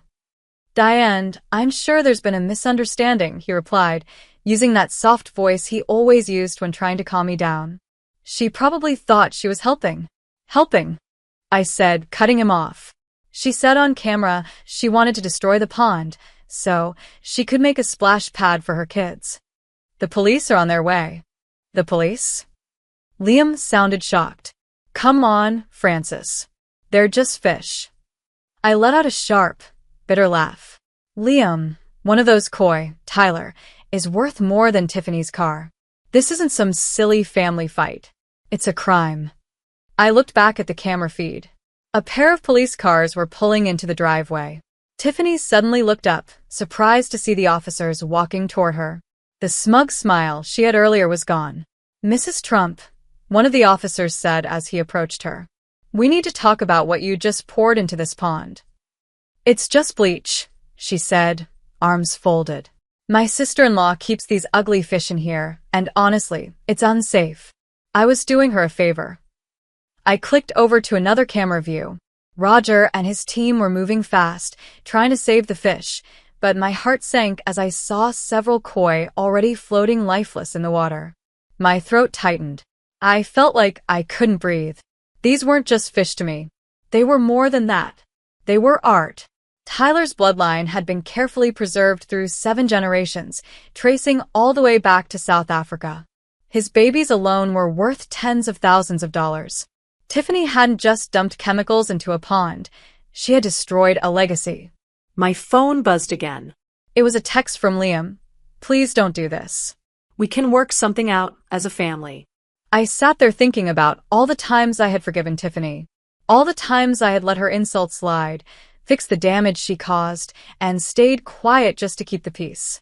And every single time, Liam had asked me to let it go. "Not this time." "No," I texted back. "Not this time." A moment later, Roger sent me an update. The message hit like a punch in the gut. For dead so far. Tyler is still hanging on. Ved is here. Tears welled up in my eyes. I had to fight for them now. For Tyler. For everything I had built. I clenched my jaw as I watched Tiffany argue with the police on the security feed. Do you even know who I am? This is ridiculous. They're just fish, she shouted. If anything, Frances should be thanking me. She had no idea how serious this was. Just then, a new alert popped up on my screen. It was from Roger. He had sent photos showing the damage. I stared at each one in silence. Beautiful koi fish, their bright colors now dull, floating lifelessly in the poisoned water. Every photo felt like a punch to the gut. These weren't just animals. They were living treasures. I texted back immediately. Make sure everything is recorded. Every fish. Every water test. Every second of footage. My phone rang. It was the president of the South American Koi Association. Francis, this is a disaster, he said. Those bloodlines, do you want me to speak to our lawyers? Yes, I said right away. I want the full support of the association. Tiffany needs to face what she's done. Back on the security feed, Tiffany was still complaining as the officers began to lead her away from the pond. You can arrest me over some fish, but she was wrong. They could and they would. Tiffany had never understood what my koi meant. These weren't just pets, they were legally protected assets, like rare artwork or champion racehorses. She had just destroyed millions of dollars in living value, and it was all on camera. I booked the next flight home. My hands were calm as I packed my bags.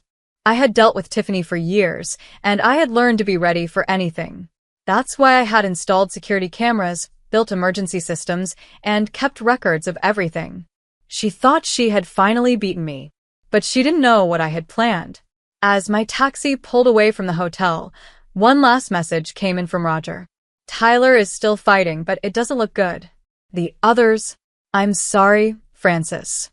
I stared out at the Cape Town skyline, my jaw tight.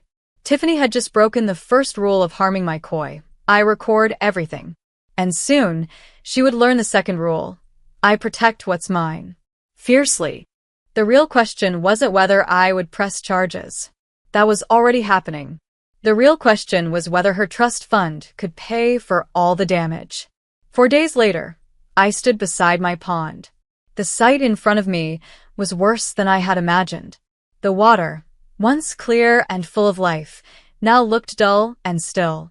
Roger stood next to me with a tablet in his hands. Final count, he said quietly. 7 dead, including Tyler. 4 are critical. The bleach levels were high enough to wipe out everything. The morning sun shined on the water, but there was no beauty left in it. Only pain, loss, and a promise I intended to keep. Tiffany was going to learn. This time, there would be no forgiveness. We hadn't turned on the emergency water system in time. I stared at the pond, my chest tight and my throat dry. Tyler had fought for 36 long hours, but in the end, the chemicals were too strong. His shiny platinum and gold scales, once glowing with life, had faded into a dull gray. He didn't make it. The vet had documented everything carefully. Roger kept taking photos, collecting water samples and tissue from the fish, and writing detailed reports. The lawyers from the South American Koi Association now had all the proof they needed. Suddenly, the quiet was broken by loud yelling at the front gate. Tiffany's sharp voice echoed through the air. This is insane. I was already embarrassed enough getting arrested. You can't keep me off this property. I turned my head and saw her arguing with my security guard. My brother Liam was there too, standing awkwardly behind her, not doing anything helpful. Tiffany wasn't dressed in her usual expensive designer clothes. Her outfit was simpler now, probably suggested by her lawyer, but she still carried the same arrogant attitude. Let them in, I said calmly. I want to hear what she has to say. Tiffany stormed up the path toward me, her fancy shoes sinking slightly into the gravel. Her face was red with anger. Do you even realize what you've done? She shouted. I was held for hours. My kids are upset. I raised an eyebrow. Your kids? The same ones you planned to build a splash pad for by dumping bleach into my koi pond. They were just fish, she snapped. They were taking up too much space. This whole thing is blown out of proportion. Before I could respond, a new voice spoke from behind her. Actually, those fish were legal assets, the man said, walking toward us.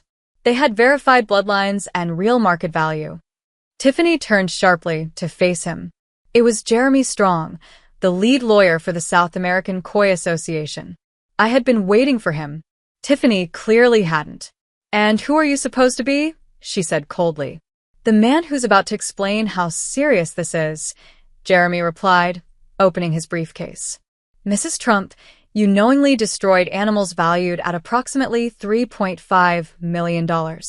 That number doesn't include the damage to the filtration system, the pollution in the water, or the future income that's now lost from breeding those champion koi. Tiffany's face went pale. That's ridiculous. They're just fish. No, Jeremy said firmly.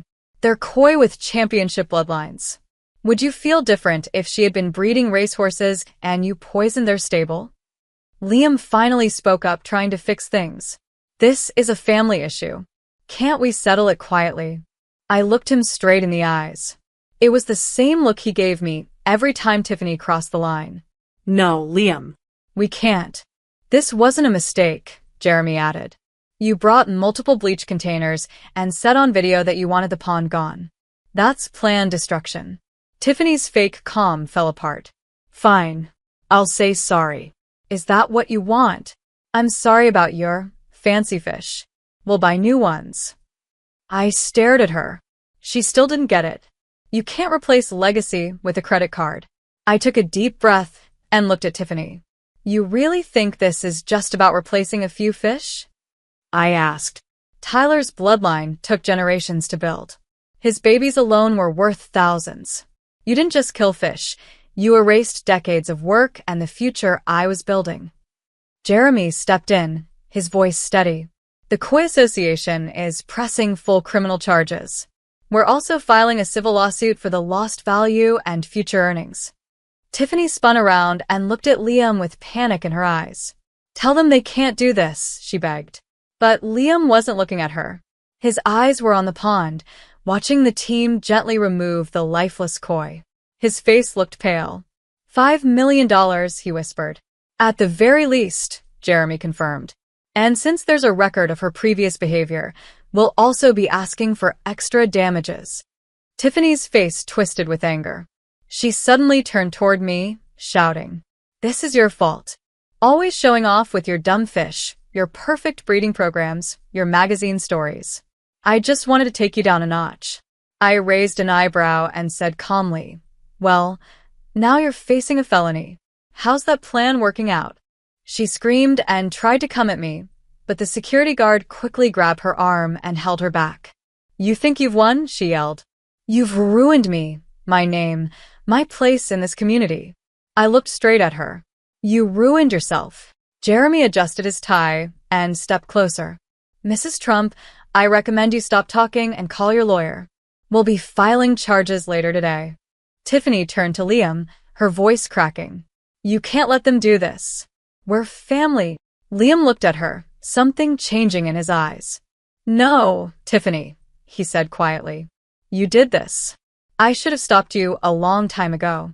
As the security team led her away, her final scream echoed behind them. They were just fish. I turned back to the pond. Workers were still carefully lifting the koi, handling each one with care. My heart hurt seeing the empty water. These koi weren't just pets. They were my life's passion, years of love and hard work. And now Tiffany was about to find out just how costly it was to destroy something so important. Jeremy stayed behind, reviewing papers with Roger. The insurance adjuster is coming soon, he said. But with the video, reports, and everything you've documented, this case is strong. Given the losses, we're looking at charges like grand theft and felony destruction of property. And the civil lawsuit will follow. I nodded. And if she tries to settle? That's your call, Jeremy said. But I'd suggest going public. People like Tiffany count on others staying quiet. That evening I sat by the pond. The sun was setting, and the water shimmered softly. Tyler's golden scales used to glow in this light, sending little waves of color across the surface. Now, everything felt still and quiet. My phone buzzed. It was a message from Liam. "I'm sorry. I should have stopped this years ago. I'm moving out tonight. Meeting a lawyer tomorrow about separating." That message from Liam showed me that at least one good thing had come out of this mess. Finally, he was seeing Tiffany for who she really was. Right after that, another message popped up. This time, it was from the Koi Association's breeding program. "We heard about Tyler. We still have healthy samples from his last breeding season in storage. Let us know when you're ready to rebuild." A small smile formed on my lips. Tiffany had tried to destroy something she thought could never be replaced. But she was wrong. Like the Koi themselves, I would keep going. I would heal. I would start again. The Koi that survived swam slowly in calm circles, their shiny scales glowing under the soft lantern light. They were survivors, just like me. Because of my planning, my cameras, and all my careful records, Tiffany was about to face the biggest lesson of her life. A lesson she'd never forget. They were never just fish. 7 months later, I stood in the courthouse hallway, watching Tiffany from a distance. She held her expensive purse close to her chest like it could protect her. Her outfit was perfect, her hair done just right, but nothing could hide the fear in her eyes now. The criminal trial had ended. Tiffany had been sentenced to 4 years of probation and ordered to complete hundreds of hours of community service. Now, it was time for the civil trial to begin. She glanced at her lawyer and then quickly walked over to me.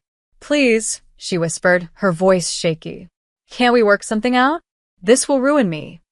I looked at her, remembering the way she had smiled while dumping bleach into my pond, the way she had mocked my Koi, the years of breeding, and the love I had poured into my work.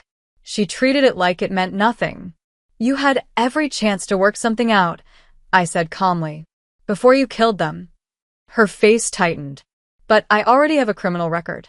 Isn't that enough?" Before I could reply, Jeremy stepped beside me, holding a thick folder. His voice was polite but clear. "Mrs. Trump, all communication should go through your attorney." The civil trial was quick and powerful. My detailed records left no doubt. The security footage showed everything. The water tests proved the bleach. Experts explained how valuable the lost Koi bloodlines were. Finally, the judge read out the total damages, $5.1 million. Tiffany went pale. Her lawyer jumped up. "Your Honor, this will bankrupt my client." The judge didn't even look up. Perhaps she should have thought about that before destroying millions of dollars in assets. In the back row, Liam sat silently, his face unreadable. Their divorce had been finalized just a month ago. It had taken time, but everything Tiffany tried to ruin was now leading to her downfall. And I had only just begun to rebuild. Liam had finally seen Tiffany for who she truly was. But the realization had come at a heavy cost. His marriage was over, and what little piece our family had left was broken. Outside the courthouse, reporters waited, cameras flashing as they tried to catch a glimpse of Tiffany. The case had caught the attention of both local media and Koi breeders from all over the country. As Tiffany walked out, she pushed past them, ignoring questions like, "Will your trust fund cover the full damages?" Jeremy stood next to me and leaned in to speak quietly. "The fund isn't enough. We'll need to go after her other assets." I nodded slowly. I didn't feel happy about Tiffany's financial troubles. I had never wanted to ruin her life. This wasn't about revenge or money. It was about accountability. Actions have consequences, and Tiffany had ignored that for too long. 1 year later, my pond looked different, but it was beautiful again. Calm and clean. The water sparkled in the sun. New Koi swam gently through it, their bodies gliding smoothly beneath the surface. A few of them carried Tyler's signature gold markings, his legacy saved through the stored breeding samples. The security system around the pond had been upgraded even more. I had learned a hard lesson. Once trust is broken, it takes strong boundaries to protect what matters. Tiffany had moved far away, forced to sell her house to pay for part of the court judgment. Liam was still healing in his own way. He visited from time to time, and one evening we stood side by side watching the Koi. A young one swam by, gold and white just like Tyler. Liam watched it for a moment. "They're beautiful," he said quietly. "I didn't really understand before. These aren't just fish. They're like living art." I smiled, watching another koi weave between the others. "Sometimes things have to be broken before people truly see their value," I said. Just then my phone buzzed. It was a message from the Koi Association. Tyler's last baby just won grand champion at the international show. I let the words sink in. Tyler's legacy hadn't been destroyed after all. It had grown stronger. As I looked at the pond, the setting sun reflected off the surface, making the water look like melted gold. I felt peace settle over me, deep and steady. Tiffany had tried to hurt me. She wanted to destroy what I loved and tear down everything I had worked for. But all she had really done was show the world who she was and who I was too. In the end, it wasn't just about fish. It was about beauty, justice, and the power of resilience. As the koi swam in slow, graceful circles, I realized something. Even in silence, they had taught us an unforgettable lesson about the real cost of bitterness and the quiet strength it takes to survive and rebuild. I couldn't wait to get home and relax after a long day at work. But as I pulled into the driveway of our new house in suburbs, the last thing I expected to see was my sister-in-law Janice's old minivan parked crooked on the lawn. My heart sank when I saw suitcases and boxes being taken out.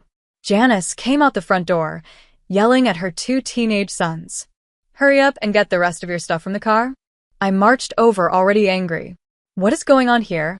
Janice turned around, her dyed blonde hair flying. "Oh hey, sis. Surprise. We're moving in." "The hell you are?" I shouted. "This is my house. I paid for it. You can't just move in without asking." She waved her hand like it was no big deal. "Relax. Austin said it was fine. You know I've been having a hard time lately." Of course Austin would do this behind my back. My husband could never say no to her, no matter how crazy her requests were. The front door opened again, and Austin stepped out, looking guilty. "Hey babe, I didn't know you'd be home this early. You didn't think to tell me your sister was trying to move into our house?" I snapped. Janice gave me a look. "Who are you calling a deadbeat? I've just been going through a rough time since my divorce." "For the last 6 years, I shot back. "Maybe fix your own life instead of living off us." "Girls, please, let's calm down," Austin said weakly, trying to keep the peace. I turned to him, furious. "No, I won't calm down. After everything we did to get this house, how could you do this to me?" Janice gave him a smug smile. "Yeah, Austin. Don't you think your wife deserves a little respect for once? I'm family, after all." The look on her face said it all. She knew exactly what she was doing. She thought she could walk all over me, and my husband wouldn't stop her. He never stood up to her. This was just the latest in a long list of times she pushed her way into our lives. Seeing Janice show up and take over our home reminded me of how badly she acted at our wedding 8 years ago. That should have been a warning. Marrying into this family meant dealing with her drama. It was a beautiful summer wedding at the Rose Garden Pavilion. My parents had worked hard to give me the perfect day. I was smiling as I walked down the aisle with my proud father, looking at Austin waiting for me. But that happiness didn't last. Janice showed up late, as usual, and clearly had been drinking. She wobbled down the aisle, waving at everyone like she was the bride. My mom's face turned bright red with embarrassment. During the vows, Janice kept laughing loudly. When Austin got nervous and stumbled over his words, she shouted, "Speak up, lover boy." After we were married, Janice ran up to us, threw her arms around Austin and yelled, "My baby bro is all grown up. Time to celebrate." She ripped the flower off his jacket and grabbed a half-finished beer from a table, chugging it in one go. "Let's get this party started," she yelled, spilling beer all over my white wedding dress. I gave Austin a shocked look, expecting him to say something. But he just gave a small shrug, like he didn't want to cause trouble. This became a common pattern. Janice made a mess, and Austin let it slide. That night, the reception fell apart because of her. She dragged Austin outside just before our first dance, saying it would only be a minute. He was gone for 37 minutes, while she smoked cigarette after cigarette. When she finally came back, her makeup was smeared, and her hair was a mess. Then she grabbed the band's microphone and started giving a slurred, rambling speech. "My baby brother got himself a hot little thing, didn't he?" she slurred, winking at me like it was a joke. It was a disaster, and just the beginning. I wanted to disappear from embarrassment. Austin just sat there looking uncomfortable, too shy to take control of his own wedding. Then came the worst part. Janice thought it would be funny to smash cake in Austin's face while we were cutting the wedding cake. She shoved the frosting into his eyes and mouth while I stood there in shock. "What's the matter? I can't take a joke," she sneered before stumbling away. Some guests started leaving early, clearly annoyed. A few gave Austin angry looks, hoping he'd finally stop his wild sister. My parents looked like they regretted everything, like they wished they hadn't married me into such a messy family. Now here we were, 8 years later, and Janice hadn't changed at all. As I looked at her and Austin standing there, acting like everything was fine, I couldn't help but wonder if I'd made a huge mistake marrying into this family. I should have known Janice would be just the start of my troubles. A few weeks later, we had a small birthday party at our new house for our son's 8th birthday. We invited a few kids from his class for some games and pizza. But of course, Janice showed up uninvited and took over the day like always. "Nice little kiddie party," she said with a smirk as she walked through the door, carrying 2 huge gift bags. But you know me. I had to go all out for my favorite nephew. She shoved the bags into my arms so hard I almost fell over. Her teenage sons, Noah and Peter, walked in without saying anything, their eyes stuck to their phones. Austin gave her a forced smile. "Thanks for coming, Janice. The kids are out back playing games." "Games, shames," she said loudly. "Wait until Jeremy sees what I got him. He'll be the talk of the neighborhood." I looked in the bags, and my heart sank. She had brought a fancy video game console and a stack of violent shooting games, completely wrong for a 9-year-old. I gave Austin a sharp look, but he just looked away. For the first hour, the party went well. The kids were happy playing games and eating pizza. Jeremy was having a great time with his friends. But then Janice got bored. "Why don't we make this boring party more fun?" she said, grabbing Jeremy's new gaming console. "Who wants to see me beat you at this new shooting game?" she shouted at the wide-eyed kids. I stepped in and gently put my hand over the console. "Janice, I don't think those games are right for this age." She rolled her eyes. "Oh, relax. They're just games. I was playing zombie and alien games at their age. Didn't hurt me," Janice said. Before I could stop her, she walked right past me and started setting up the violent game. The boys were glued to the screen.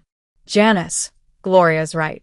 Let's put that away for now," Austin finally said in a quiet voice. Janice rolled her eyes. "You two are so boring," she groaned. "I'm the cool aunt, remember?" She turned the volume way up, and the room was suddenly filled with loud gunfire and awful screaming from the game. Some of the parents gasped and started gathering their kids to leave. Janice didn't even notice. She laughed loudly as she shot bloody characters on the screen. "Hey kids, come watch Annie Janice go wild," she shouted. I felt my face burn with shame and anger. "That's enough," I said firmly. "You're ruining my son's party with this awful stuff." Janice spun around and shoved the game controller in my face. "Maybe if you got that stick out of your stuck-up, but you'd learn how to have fun," she snapped. That was the final straw. The rest of the parents grabbed their upset kids and rushed out. Some gave me looks of pity. Even Jeremy started crying. And Austin? He just stood there, frozen like always, never able to stand up to his bullying sister. I had hit my limit. As the last parent left, I turned to Austin, furious. "Your sister has gone too far this time. If you don't deal with her, I will, and you're not going to like it." After Janice's awful behavior at Jeremy's party, I knew I had to take things into my own hands. She couldn't keep walking into our lives and making everything worse while Austin just stood there. The next morning, I started collecting proof of her bad behavior. I found old texts and emails where she insulted me and asked for ridiculous things. I recorded voice messages of her yelling whenever she visited. And I also saved anything that showed how Austin allowed her to act this way, including voicemails. Austin had sent me so many messages making weak excuses for Janice's actions. I had screenshots of him asking me to be the bigger person and let things go, even after Janice insulted me. It was like a messed up back and forth, but the truth was clear now. Both of them were in the wrong. Janice was loud and pushy, but Austin's silence and weakness made it worse. As my file of proof kept growing, I made an appointment with a divorce lawyer. Her name was Catherine. She was a small woman wearing a pinstriped suit. I told her the full story, trying to stay calm and serious. So basically, my sister-in-law is a selfish bully, and my husband lets her treat me however she wants without saying a word, I said. I've had enough. What can I do? Catherine nodded and took notes. This sounds like emotional abuse and a toxic home life. That's definitely reason for divorce, especially with the proof you've collected. What about our stuff? I asked carefully. We just bought a new house. If your documents show you've been the main one paying the bills and buying things, you'll most likely keep the house, Catherine explained. You could also get a good amount of alimony. That made me smile a little. The idea of walking away from Austin and his drama and keeping the house felt like a small win. We spent the next hour planning how to start the divorce. Catherine told me to separate my money from our shared bank accounts right away, just to be safe. As I left her office, I felt something I hadn't felt in a long time. Power. I had spent years feeling helpless while Janice caused chaos and Austin just stood by. But now things were different. I stopped by a store on my way home and bought an expensive video camera. If I was really going to end this marriage, I needed strong proof.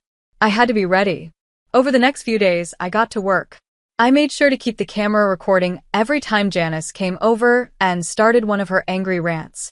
One day, she noticed it and gave me a suspicious look. What's with the camera, weirdo? Are you filming a movie about how awesome I am as an aunt? She sneered. I gave her a tight smile. Just capturing some family memories. Austin looked confused, his eyebrows scrunched, but didn't say anything. He was completely clueless about what I was planning. With every new video of Janice acting out, I felt more sure of what I had to do. She had gone too far, and Austin had failed to stand up for me. They both needed to face the results of their actions, no matter how serious. So I quietly started putting together a plan that would change all of our lives. With all the proof I had collected, it was time to set the trap and get my final payback. I decided to use Janice's love for attention against her by throwing a huge housewarming party. When I mentioned the idea, her eyes lit up with excitement. A real housewarming party, she said with a grin. Finally, a chance to show off your fancy new house. I forced a cheerful smile. That's exactly what I was thinking. I want to celebrate our fresh start in this beautiful home. Well, you know I'm taking charge of the planning, Janice said, flipping her hair. You've got no taste or class. I nodded like I agreed. Of course. I'm happy to let you take full control. Invite whoever you want, go all out with decorations and food, whatever you think is best. Janice laughed with joy. This is going to be a party no one will ever forget. Leave it all to me, sis. Over the next few weeks, she went overboard with the planning. She kept texting and calling me about the expensive flower decorations, the fancy food, and all the over-the-top things she was ordering. One day, Austin pulled me aside, looking worried. Are you sure it's a good idea to let Janice run the whole party? You know how she gets. I waved away his concern. It's a big celebration for our dream home. Why not make it special? Let Janice go all out. He still looked unsure, but I just smiled to calm him down. Let him think I was being overly kind and generous. He had no idea what I was really doing. A few days before the party, Janice called me, sounding nervous. We have a little situation, Gloria. Funny story, Janice said nervously. I kind of went over the budget. And I asked calmly. Well, I need you to cover what's still owed to the vendors and rental companies, she said quickly. Just put it on your credit card. We'll figure it out later. I had to stop myself from smiling. Oh, I can't do that, I said. I'm out of money after buying the house and everything. What? Janice shrieked. You told me to go all out. What am I supposed to do now? In a fake, sorry tone, I said, Oh no, I should have warned you about my money situation. Why don't you just put everything on your credit card? I'm sure it'll be fine. There was a long silence on the other end as she realized what had just happened. You little trickster, she finally said, furious. This was all a setup. I don't know what you're talking about, I replied sweetly. Just go ahead and pay for everything, sis. I'll see you at the party. She started yelling and swearing, but I hung up the phone with a smile. Everything was falling into place. The housewarming party turned out even more over the top than I had imagined. Janice had really gone all in, just like I hoped. The backyard sparkled with fairy lights. Flowers were everywhere. Tables were packed with fancy snacks and champagne. Guests arrived and couldn't stop staring at the expensive decorations. They were clearly impressed. Janice soaked it all in, smiling proudly and pretending to be a classy host. Isn't this just fabulous? She kept saying in a fake fancy voice, waving her arms like she was a queen. Austin leaned in toward me at one point, lowering his voice. Babe, this seems kind of extreme, even for Janice. How much did all this cost? I gently patted his arm. Don't worry, Janice is covering it all. He looked confused, but I didn't explain. Let him stay clueless a little longer. As the party reached its peak, Janice grabbed the microphone to give a toast. She tapped it with her champagne glass, trying to quiet everyone. May I have everyone's attention, please? She shouted, her voice slurred. She had clearly had too much to drink already. The crowd went silent and turned to look at her. Janice stood tall, acting like she was the star of the night. You can all see I've thrown one amazing party to celebrate my sister-in-law's new house, Janice began, her words already a little slurred. Gloria may have had the money to buy this place, but she sure doesn't have the class to throw a proper party. A few people gave awkward laughs, but most just glanced around uncomfortably. Janice didn't notice. She kept going. That's why I stepped in, with my amazing taste and connections, to turn this plain little house into something truly special, she said, waving her glass and almost spilling her drink. So raise your glasses to me, she added proudly, the real genius behind this unforgettable night. That was my moment. I stepped up and smoothly took the microphone from her hand. You're absolutely right, Janice, I said calmly. You did plan every part of this big fancy event all by yourself. Janice looked surprised for a second, then smirked and reached for the mic. That's right. Give your fairy godmother some credit for once. I held the mic out of her reach and raised my hand to quiet her. And that's why, I said louder now, I think it's only fair you get full credit for everything, including paying for it. The crowd went silent. Janice's fake smile slowly turned into shock. That's right, I continued. Janice kindly offered to cover all the costs, food, decorations, rentals, everything. She insisted on handling the whole thing. Janice's face turned pale. You liar, she stammered. But I didn't stop. I looked out at the stunned guests and said, So let's give one more big round of applause to the woman who spent over $200,000 on this party, right out of her own empty wallet. No one clapped. The room was completely silent.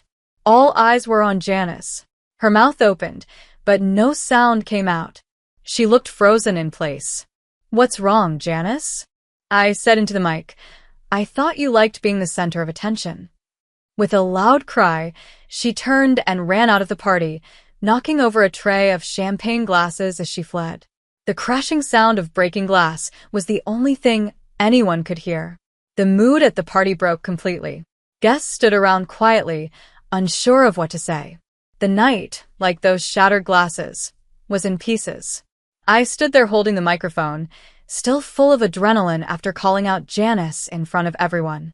For a brief moment, I felt a small pang of guilt for doing it so publicly. But that feeling disappeared as soon as Austin came storming over, his face full of anger. What the hell was that? He hissed, grabbing my arm hard. How could you embarrass my sister like that? I pulled my arm away. Are you serious right now? After everything she's done to me, you're still defending her? All I did was give Janice a taste of her own medicine. Austin's hurt expression quickly turned into fury. That was too far. I know she's not perfect, but she's still family. This was cruel. And what about me? I shouted, my voice rising. When have you ever stood up for your wife against your sister's abuse? Austin opened his mouth like he was going to argue, but I didn't give him the chance. I pulled my phone from my purse. Don't bother lying. I have proof. With a few taps, I played a recording I had saved from months ago. Janice's voice rang out, sharp and angry. God, your wife needs to get off her high horse, she said. Always has to act like she's queen of everything. Then came Austin's quiet voice. Come on, Janice, don't talk about Gloria like that. Oh, shut up, you spineless worm, she snapped. If you had any guts, you'd put your nagging wife in her place. I stopped the recording and stared at Austin. That's just one example. I've got hours of this. Janice insulting me while you say nothing. The remaining guests were quiet, clearly uncomfortable with everything being laid out in the open. But I didn't care. I was done pretending our marriage was fine. Austin's face turned red, but he didn't try to argue. He knew it was all true. You're right, he said finally, avoiding my eyes. I should have handled Janice better. But this public scene was too much. My anger boiled over at that. Too much. I shouted, throwing the mic to the ground with a loud thud. You don't get to say what's too much, not after standing by while your sister disrespected and humiliated me for years.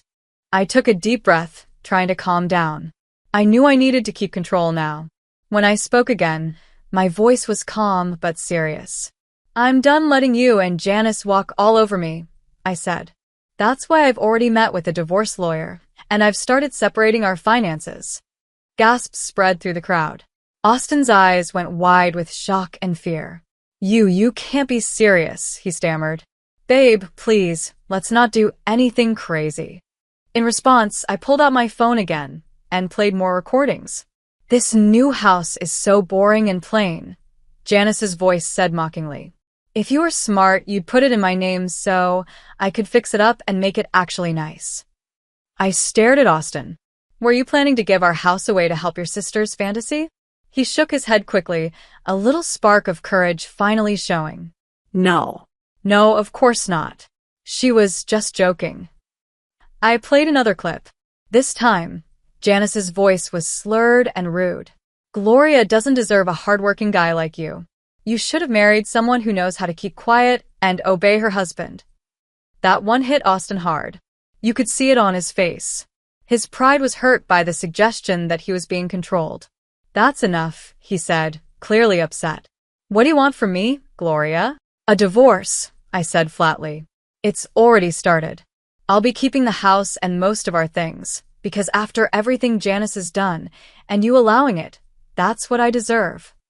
The guests fell silent again. Even Janice's teenage sons looked shocked. It was clear to everyone now that Janice's behavior had torn the family apart. Austin opened and closed his mouth like he wanted to say something but couldn't find the words. Finally, all he managed to say was, "You're really giving up on us this easily?" I looked at him one last time, cold and steady. I gave up on our marriage years ago, Austin. You were just too blind to notice, too busy living in Janice's fantasy world. With that, I turned and walked away, leaving Austin and the guests behind to deal with the mess I had finally stopped cleaning up. The divorce that followed was surprisingly simple. I showed the judge all the proof I had gathered, everything about Austin ignoring me and Janice constantly treating me badly. Just like my lawyer Catherine said would happen, the judge ruled in my favor. I was awarded the house and a large alimony payment. Mr. Tyler clearly failed to give his wife a safe and supportive home, the judge said firmly, as Austin lowered his head in shame. He also made no real effort to protect her from his sister's harmful behavior. Janice sat quietly in the back of the courtroom, no longer dressed in fancy clothes. She had been forced to sell many of her things just to pay off the huge catering bills from the party disaster. The smug look she always wore was finally gone. As for Austin, the divorce left him nearly broke. He had once had a good job, but now he was sleeping on friends' couches, looking like a shadow of the man he used to be. Outside the courthouse, he tried one last time to change my mind. His eyes were red and tired. "Gloria, babe, we can fix this, right? Just give me another chance." I looked at him without any emotion. After all the years of him making excuses and letting me suffer, his words meant nothing. "We had something special before all this revenge stuff," he said desperately. "That guy who loved you is still in here." I shook my head. "That guy never existed, Austin. You were always a weak man who let his sister treat his wife like trash just to stay in her good graces." My words hit him hard. He opened his mouth to speak, but couldn't get anything out. It was like the truth finally broke him. That's when Janice stormed over, her face twisted with anger. "You ungrateful little witch," she spat. "After everything my family did for you, all the support we gave your dumb ideas." I laughed bitterly. "Support? You mean all the times I paid your bills while you insulted me in my own home?" Janice's hands curled into fists like she wanted to hit me. But I wasn't scared anymore. I stood tall and looked her straight in the eyes. "The free ride is over," I said. "No more using me. No more walking all over me. You're going to end up broke and alone, drowning in the mess you made." Janice flinched, like my words had struck her just as hard. It felt like I had slapped Janice, even though I hadn't touched her. For once, the loud, controlling woman had no smart reply or cruel joke. My words had hit harder than anything she could have said. Austin leaned against the courthouse wall, watching the argument like a man who had already lost. "Is this really how you want our family to end?" he asked weakly. "Do we have to burn it all down?" I gave him a hard look. "You already did that, Austin. A long time ago. Every time you chose your sister's selfish demands over your wife's happiness, you destroyed us." His shoulders dropped. He finally seemed to understand how much damage he had caused. Janice just stood there, staring at me with hate in her eyes. I could tell she was already thinking about how to get back at me. But I didn't care anymore. As I turned and walked away from them both, I felt calm and free. For years, they had drained me, taking my energy, my peace, and my self-worth. But not anymore. The house was mine now. I had earned it with hard work and sacrifice, while they took advantage of me and tore me down. As I pulled into the driveway, I smiled. My beautiful, quiet home was waiting for me, a peaceful place I had finally won back. All the painful memories of Janice's cruelty and Austin's weakness began to fade as I stepped through the front door. This was the beginning of a brand new chapter in my life, one where I was free. I would chase new dreams, find new goals, and maybe even meet someone who truly saw my strength and supported me instead of breaking me down. But that could wait. For now, I simply enjoyed the feeling of surviving everything they put me through. I came out stronger, and I was finally ready to live the life I truly deserved. "She deserves it more, honey," Mom said without even looking up from the fancy cupcakes she was placing on a tiered stand. "Helen's always focused more on her studies. You've always had other interests." That sentence hit harder than a slap. I was standing in our kitchen, holding my medical school diploma, still new and shining in its frame, trying to understand what she just said. "Mom, we both graduated with honors. We had the exact same GPA," I said, keeping my voice calm even though my hands were shaking. "Why would you and Dad pay off all of Helen's student loans but not mine?" Mom sighed and finally looked at me. Her face had that same tired, disappointed look I knew too well. "Your sister doesn't have a rich mentor like Dr. Barcy helping her. You've always had advantages she didn't." I almost laughed. Dr. Judith Barcy was my research advisor because I worked for it. I earned that spot by putting in 72-hour weeks in the lab while Helen was off skiing in Gunnison with our parents. The so-called advantage they mentioned was me working myself to exhaustion while my twin sister got all their emotional and financial support. "So, I'm being punished for finding my own opportunities?" I asked, trying not to let the pain show in my voice. Just then, Dad walked in and put his arm around Mom. "No one's punishing you, Rachel. We're just being realistic. Your sister needs more help than you do. You've always figured things out on your own. Resourceful. That was their favorite word. The excuse they used for missing every one of my college research presentations, but flying across the country for Helen's volleyball games. It was also the reason Helen got a new car for her 22nd birthday, while I got a gas station gift card. Tomorrow was the big party to celebrate Helen being debt-free. Mom and Dad planned it, of course. They invited our whole extended family, her friends, and even some of our old professors. The invitation said, celebrating Helen's achievement. Like finishing med school without debt had been her own success, not just the result of our parents' money. I need to go, I said, finally picking up my bag. I have an early shift at the hospital tomorrow. Will you still come to Helen's party? Mom asked. She sounded a little worried, not about me, but about how my not being there might affect Helen's big day. I'll be there, I said, even though the thought made me feel sick. As I walked to my car, my phone buzzed. It was a message from Dr. Ricci. Need to speak with you urgently about the Patterson Fellowship. Big news. I stared at the screen. A cold feeling washed over me. My parents' favoritism wasn't just hurtful anymore. It was about to become embarrassing for everyone. And there was nothing I could do to stop it. Helen and I had been going in different directions since the day we were born. I came first. She followed 7 minutes later. Our family liked to say I was calm and quiet, while Helen came out crying strong and loud. Maybe that was the start of everything. Growing up in Indianapolis, Helen was the social twin. She made friends easily and did well in sports. I was quieter. I spent most of my time in the library, reading about everything from stars to animals. Our parents went to all of Helen's soccer games and dance shows.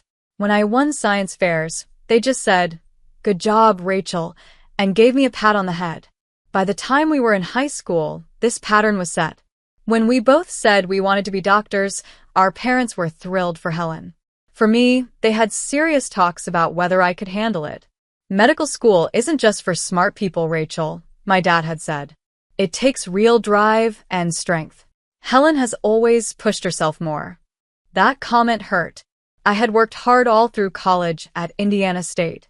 I kept a perfect GPA and worked part-time to pay my bills. Helen, on the other hand, struggled with classes like organic chemistry and physics. Our parents hired tutors for her without question. When she had to retake the MCAT, they paid for a top prep course. When I scored in the 98th percentile on my first try, they just nodded and said, "That's nice, dear." Even with all of this, I didn't hate Helen. She was my sister, my twin, and I loved her. She didn't ask for our parents to treat her better. She just happened to be the one they favored. Sometimes I even thought she felt awkward about it. But she never said anything. We both got into the same medical school in Oklahoma. For 5 years, we studied side by side, helped each other through tough times, and celebrated every little win together. I thought maybe our parents would finally see us as equal. But instead, they found new ways to make Helen's success look bigger and mine smaller. When I was chosen to present my research at a national conference, Helen happened to get a community service award that same weekend. Guess which event our parents chose to attend? But things changed in our final year of medical school.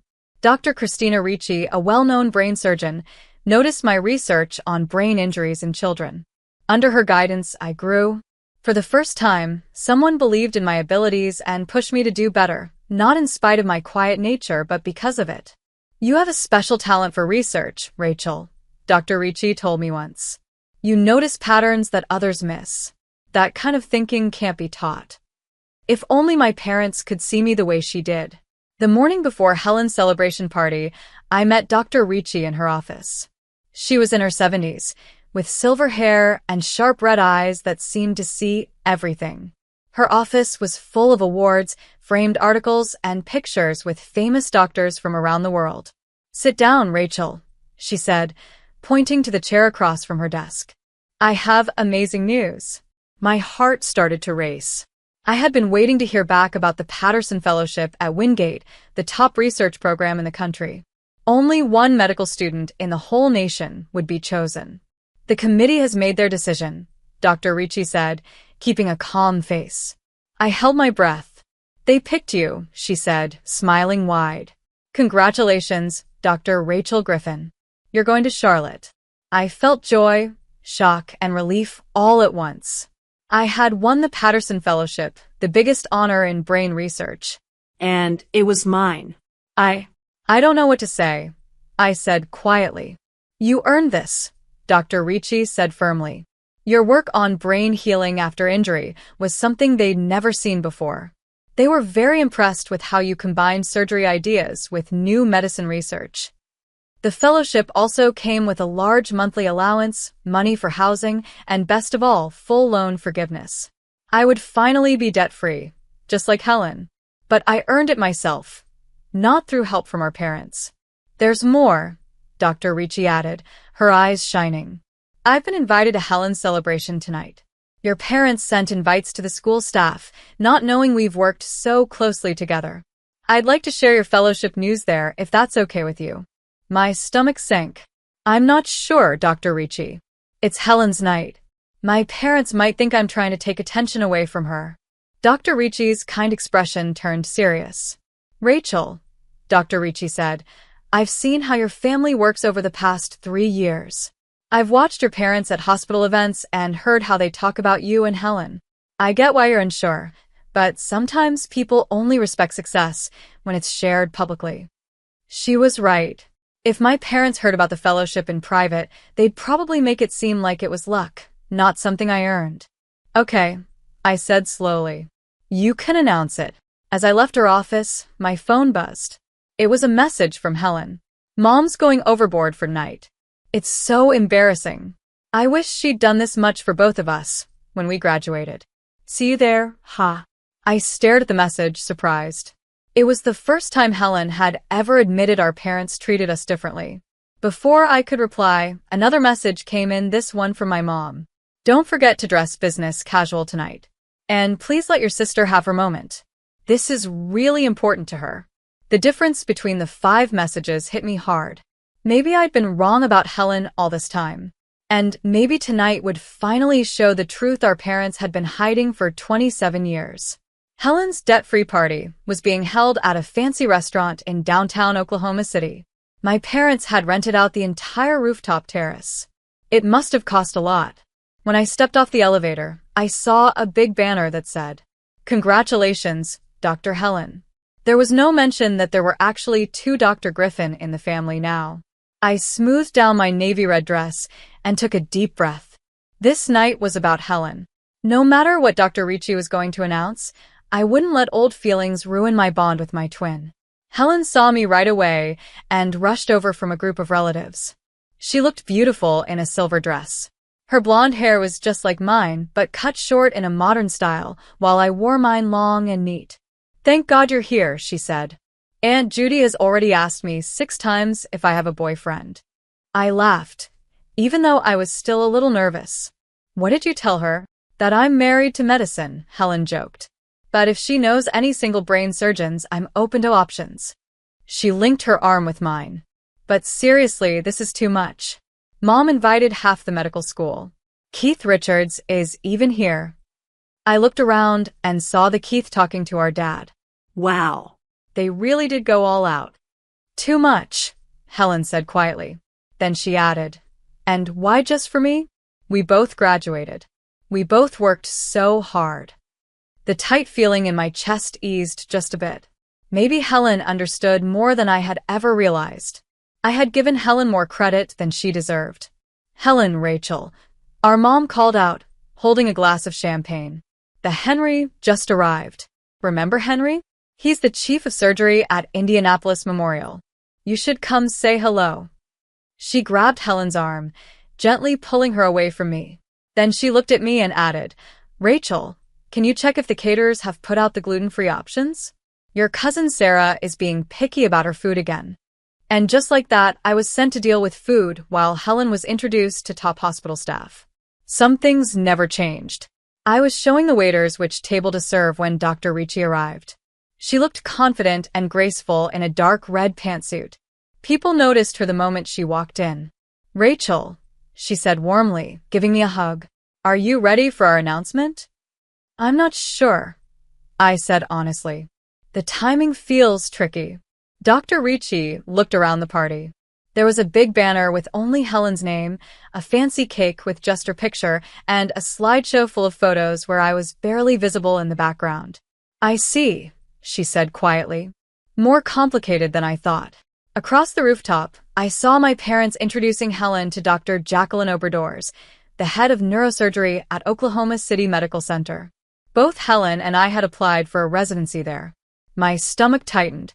Were they trying to help Helen get the spot through their personal contacts? Then my father noticed Dr. Ricci.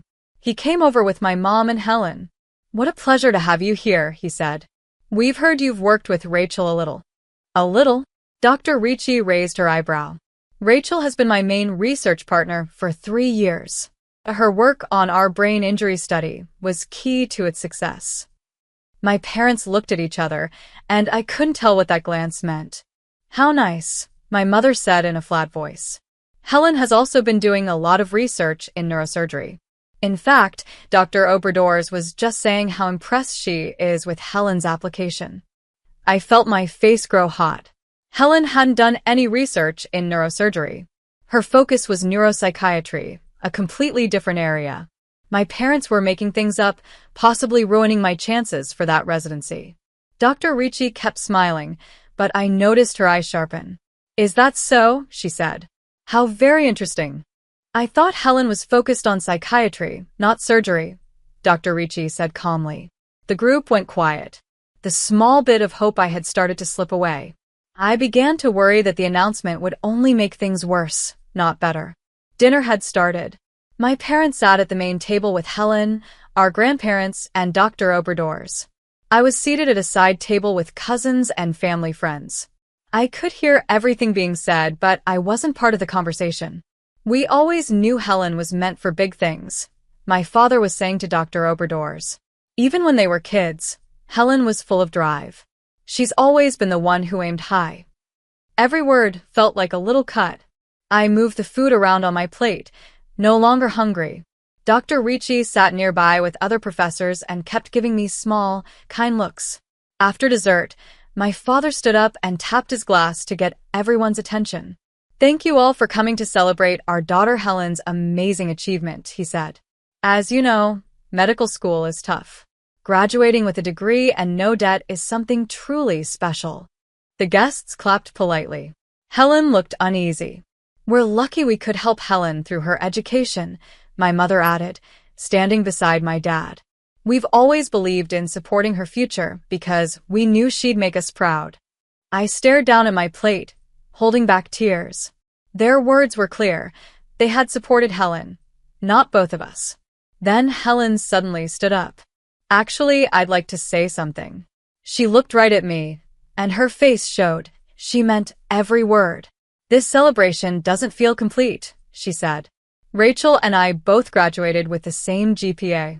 We both worked incredibly hard. And honestly, Rachel worked harder because she didn't have the same support system I had." The room went quiet. My parents looked shocked. "Helen," my mom whispered, "this isn't the right time." "It's exactly the right time," Helen said. "I can't let people praise me and ignore my sister. It's not fair, and it never has been." My throat tightened. I could barely breathe from the emotion. After all these years, Helen was finally admitting the truth in front of everyone. It felt both powerful and painful. My dad quickly tried to fix the moment. He forced a cheerful tone. "Of course we're proud of both our daughters. Rachel has done very well too. But tonight is about celebrating Helen being debt-free, which is a unique achievement. An achievement they paid for, not one she earned alone." "I earned it," Helen said, her voice calm but strong. The whole room tensed. This was turning into the moment my parents had always feared, their perfect family image breaking apart in front of everyone. Right then, Dr. Ricci stood up. "If I may add something," she said. Her voice was calm but strong enough to quiet the room. "This seems like the perfect moment to share some news about Rachel that many of you may not know." My parents glanced at each other, looking nervous. "Rachel's research on healing blood vessels in the brain has earned her the Patterson Fellowship at Wingate," Dr. Ricci said. For those who don't know, It's the top research position given to one graduating medical student in the entire country. It includes full loan forgiveness and a generous monthly payment. People gasped. I saw Dr. Obrador's turn and look at me with real interest. My cousin started whispering excitedly. In fact, Dr. Ricci went on. The committee chose her because of a new research method she created almost entirely on her own, all while doing a full schedule of hospital work. She looked proud. I've mentored many future doctors over the years, but I rarely see the kind of hard work and talent that Rachel shows every single day.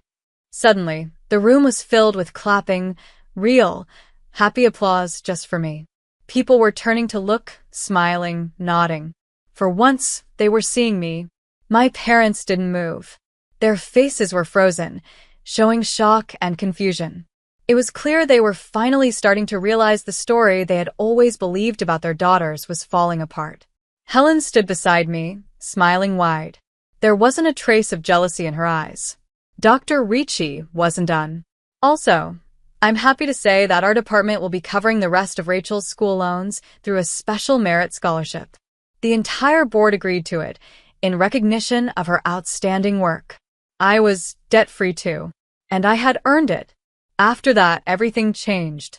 Professors and doctors who had spent the evening talking to Helen were now coming over to me. They asked about my research and congratulated me on the fellowship. Some even shared kind stories about how I worked with patients, things I hadn't known they noticed. My parents stayed in their seats, still in shock. It wasn't just the surprise of the fellowship or the loan forgiveness. They were watching their version of who I was fall apart in front of everyone.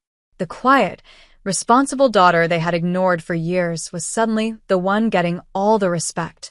Helen came over, holding her glass of champagne. "Congrats, sis," she said, gently touching her glass to mine. "The Patterson Fellowship, that's amazing. Why didn't you tell me?" "I only found out this morning," I said. "And I didn't want to take the attention away from your party." Helen frowned. This ridiculous party wasn't even my idea. It was Mom and Dad's. I told them it was too much and unfair to you, but once they make up their minds, you know how they are. "You did?" I asked, surprised. "Of course I did," she said, looking hurt. "Rachel, I've always known they treat us differently. I just didn't know how to make it better without making everything worse." Before I could say anything, Dr. Jacqueline Obradors walked up to us. "Dr. Griffin," she said, looking right at me, "I was very impressed by what Dr. Ricci said about your research.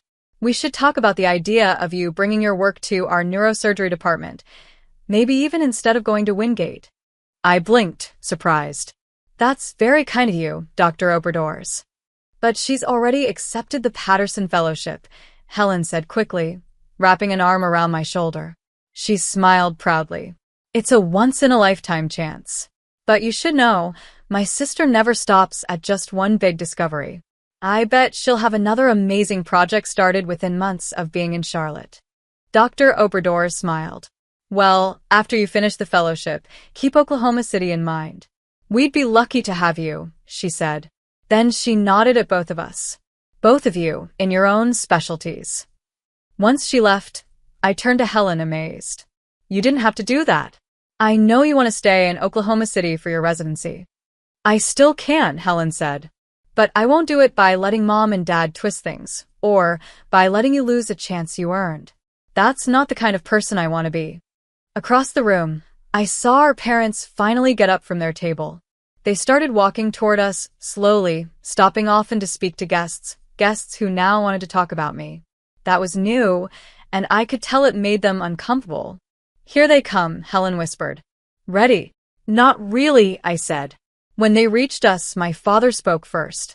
"Dr. Ricci had a lot of nice things to say about you," he said, trying to sound proud but clearly still confused. "The Patterson Fellowship," my mom added. "That's a big deal. Why didn't you tell us you were even being considered? Would it have mattered?" I asked softly. "You've made it pretty clear who you support and care about." They looked at each other uneasy. "That's not fair, Rachel," my dad started. "We've always supported both of you." My mom cut in quickly, just in different ways. We supported you both differently because you had different needs, my dad said. Helen shook her head. Mom, Dad, let's not do this tonight. But we will have a real talk soon. All of us. She gave me a serious look. No more pretending. Dr. Ricci appeared at my side just then, saving me from having to say anything. Rachel, the Keith would like to speak with you. He wants to feature your fellowship in the alumni magazine. She smiled politely at my parents, but there was a firmness in her eyes. You must be very proud to have raised two such successful daughters, she said.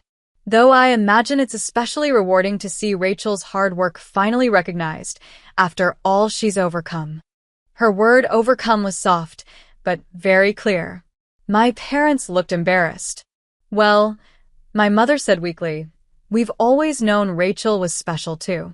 Too little, too late. The week after the party changed everything. News of my Patterson Fellowship spread through Oklahoma City's medical community. Suddenly, doors that were once closed to me opened wide. Professors who had given Helen extra help but turned me down were now sending congratulatory emails. Classmates who barely spoke to me during 4 years of school were now acting like old friends. My parents, trying to fix things, showed up at my apartment the day after the party.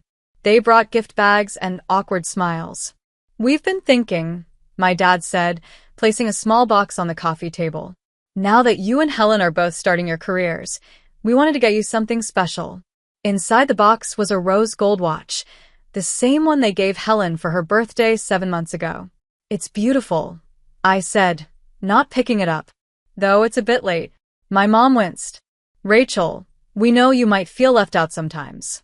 But we believed you could handle things on your own. Helen needed more support. That's an easy excuse, I said calmly. But it doesn't explain why you went to all of her presentations and skipped mine. Why you paid for her MCAT prep, but told me to use free websites. Why you covered her living expenses during med school, but told me to take out more loans. We only had so much money, my dad said quickly. We had to make choices. Yes, I replied. And again, you chose Helen. My mom's eyes filled with tears. We love you both the same, she said. Maybe you do, I answered.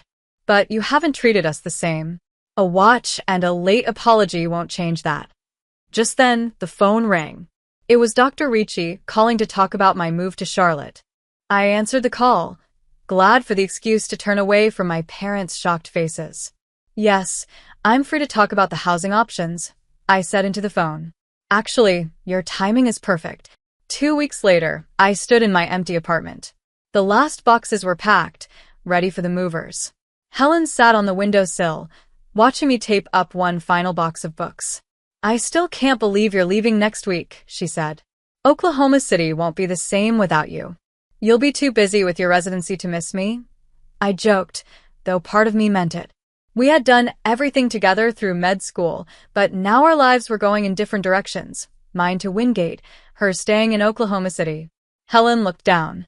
I keep thinking about what Mom and Dad did. Or didn't do.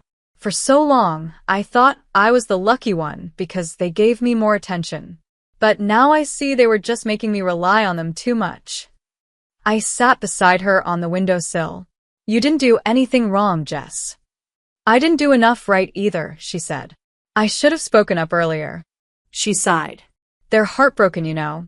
Mom keeps crying, saying you must hate them. Dad's telling everyone about his brilliant daughter at Wingate, like he paid for your research or something.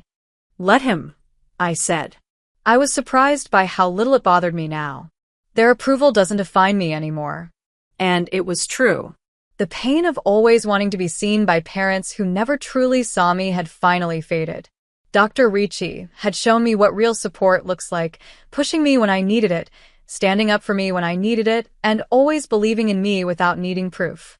So what happens now? Helen asked. With us, I mean. I took her hand. We moved forward. No more competition. Just us being sisters. I'd like that, Helen said, smiling as she squeezed my hand. Dr. Rachel Griffin, Patterson Fellow, I'm so proud of you. For the first time in years, I felt completely calm. The road ahead wouldn't be easy, but it was mine. And I was finally ready to walk it, On my own terms. The mahogany door slammed shut behind me with the finality of a coffin lid. I stood there in the marble hallway of my childhood home, my father's words still ringing in my ears like a death knell. The company goes to Marcel, the trust funds, the properties, the board seats, everything. You'll receive a modest allowance, of course, but the real wealth stays with the men who can handle it. My name is Eleanor, and at 24, I'd just been written out of my own family's legacy. I pressed my back against that door, my hands shaking as I replayed the scene. Marcel had sat there in Dad's leather chair like he already owned it, nodding along as our father laid out his grand plan. Mom perched on the edge of the settee, her manicured fingers twisted in her lap, saying nothing, as usual. Eleanor understands, Dad had said, not even looking at me. Don't you, sweetheart? This is how these things work. Marcel has the vision, the connections. He's been groomed for this. I'd opened my mouth to argue, to scream, to demand what was rightfully mine, but Marcel had smiled, that patronizing, pitying smile I'd grown to hate, and said, "Don't worry, Ellie, I'll take care of you. Family looks out for family." Family? Right. The sound of my heels clicking against marble echoed through the empty hallway as I walked toward the front door. Each step felt like I was walking away from everything I'd ever known, everything I'd ever expected to be mine. Eleanor, wait. Mom's voice stopped me at the door. I turned around. She stood at the top of the grand staircase, looking smaller than I'd ever seen her. Your father. He thinks he's doing what's best.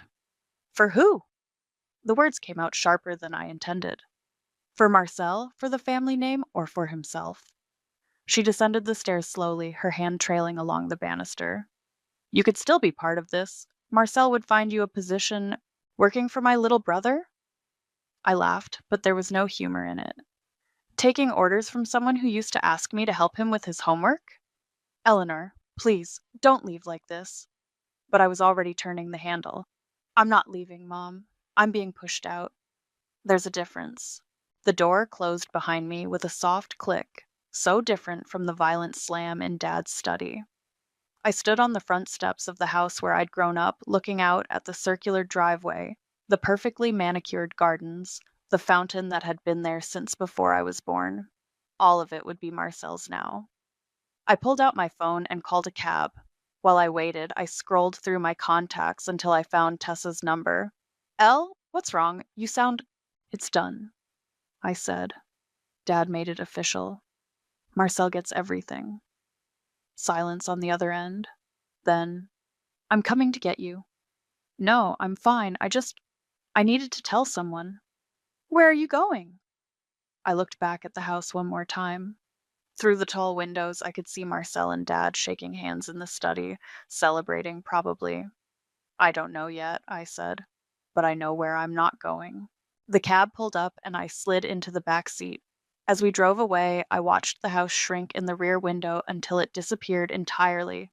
8 years later, I'm sitting in my corner office on the 42nd floor of a Manhattan high-rise, looking down at a city that once seemed impossible to conquer. The girl who got written out of her father's will is gone. In her place sits a woman who built her own empire, brick by bloody brick. My assistant knocked on the door. Ms. Eleanor, this came by courier. She handed me a cream-colored envelope, heavy stock paper with my name written in elegant script. Inside was an invitation to the Meridian Financial Summit, an exclusive gathering of the most powerful investors on the East Coast. I'd heard whispers about Meridian for years. Invitation only, no applications accepted. The kind of place where billion-dollar deals got made over cocktails and handshakes. The kind of place my family's money could never have bought me access to. But my money? My reputation. That was a different story entirely. I smiled as I set the invitation on my desk. After 8 years of building, planning, and waiting, the real game was finally about to begin. And Marcel had no idea what was coming for him. The first year after leaving home was hell, pure, unfiltered hell. I burned through my modest allowance in 6 months, betting everything on a tech startup that promised to revolutionize social media. The founders seemed brilliant, passionate, hungry, just like me. The company folded in 3 months. You invested how much? Tessa stared at me across the tiny table in my studio apartment. She'd brought Chinese takeout because she knew I couldn't afford groceries. Everything, I said, stabbing at my lo mein, every penny Dad gave me. Eleanor, what were you thinking? I was thinking I'd show them all. I was thinking I'd make my own fortune and shove it in their faces. I threw my chopsticks down. I was thinking like an idiot. Tessa reached across the table and grabbed my hand. It's not too late. You could call your father, apologize. No. I pulled my hand away.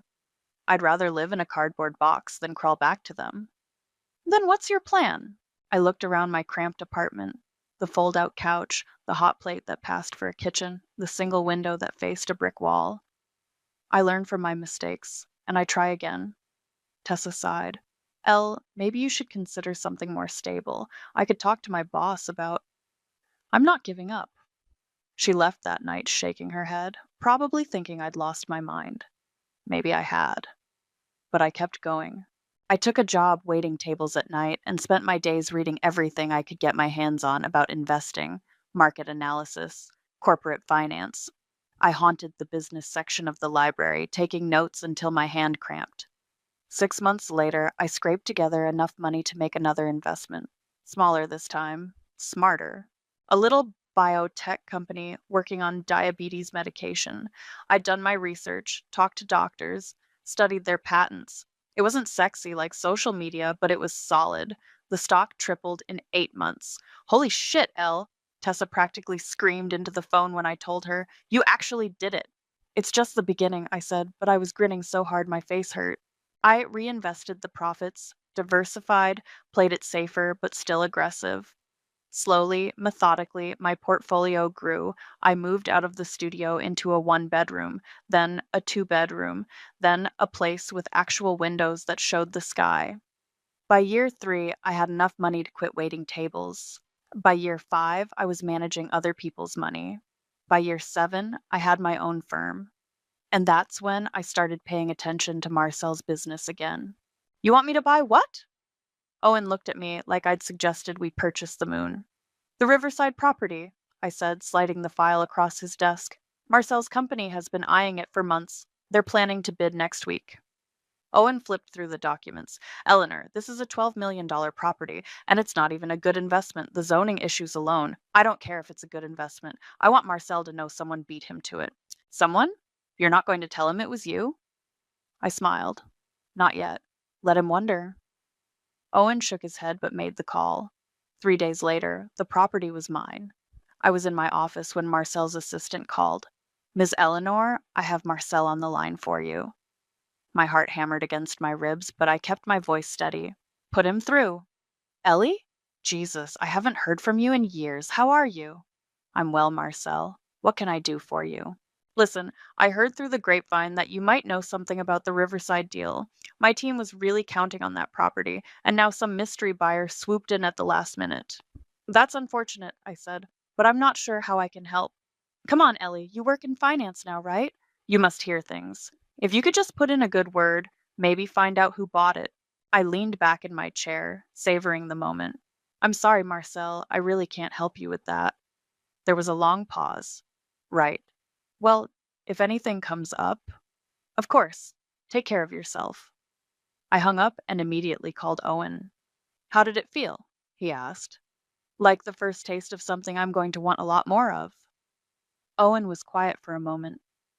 Eleanor, I need to ask you something, and I want you to think carefully before you answer. What?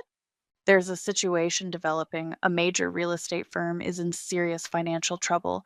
They've been hemorrhaging money for months, and they're going to need a bailout soon. My pulse quickened. Which firm? Marcel's. I gripped the phone tighter. How serious?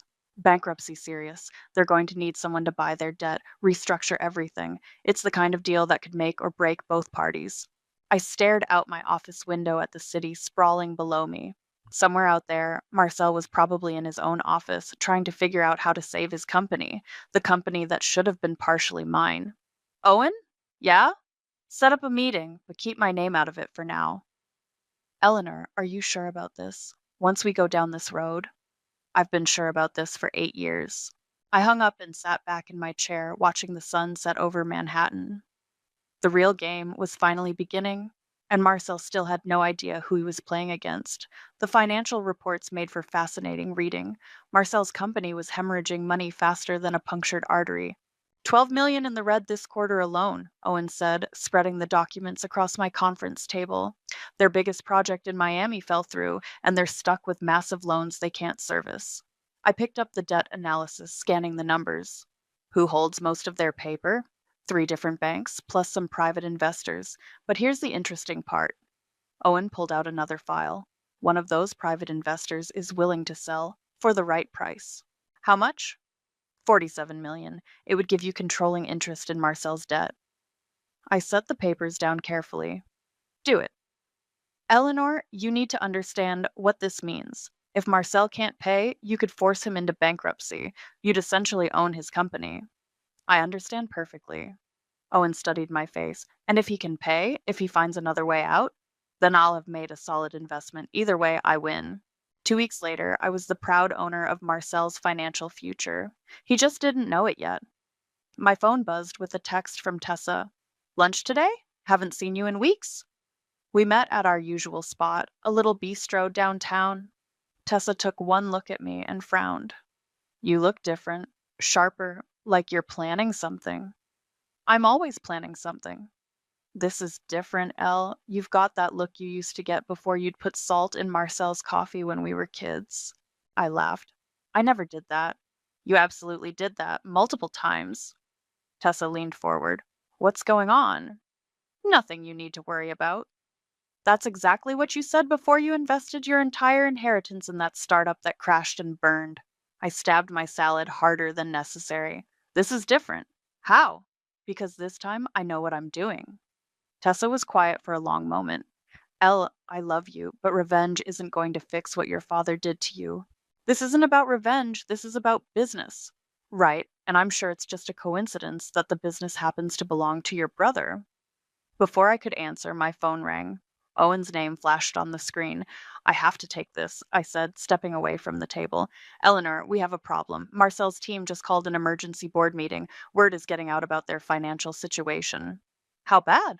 Bad enough that Samara was spotted at 3 different charity events this week, probably trying to maintain appearances while everything falls apart behind the scenes.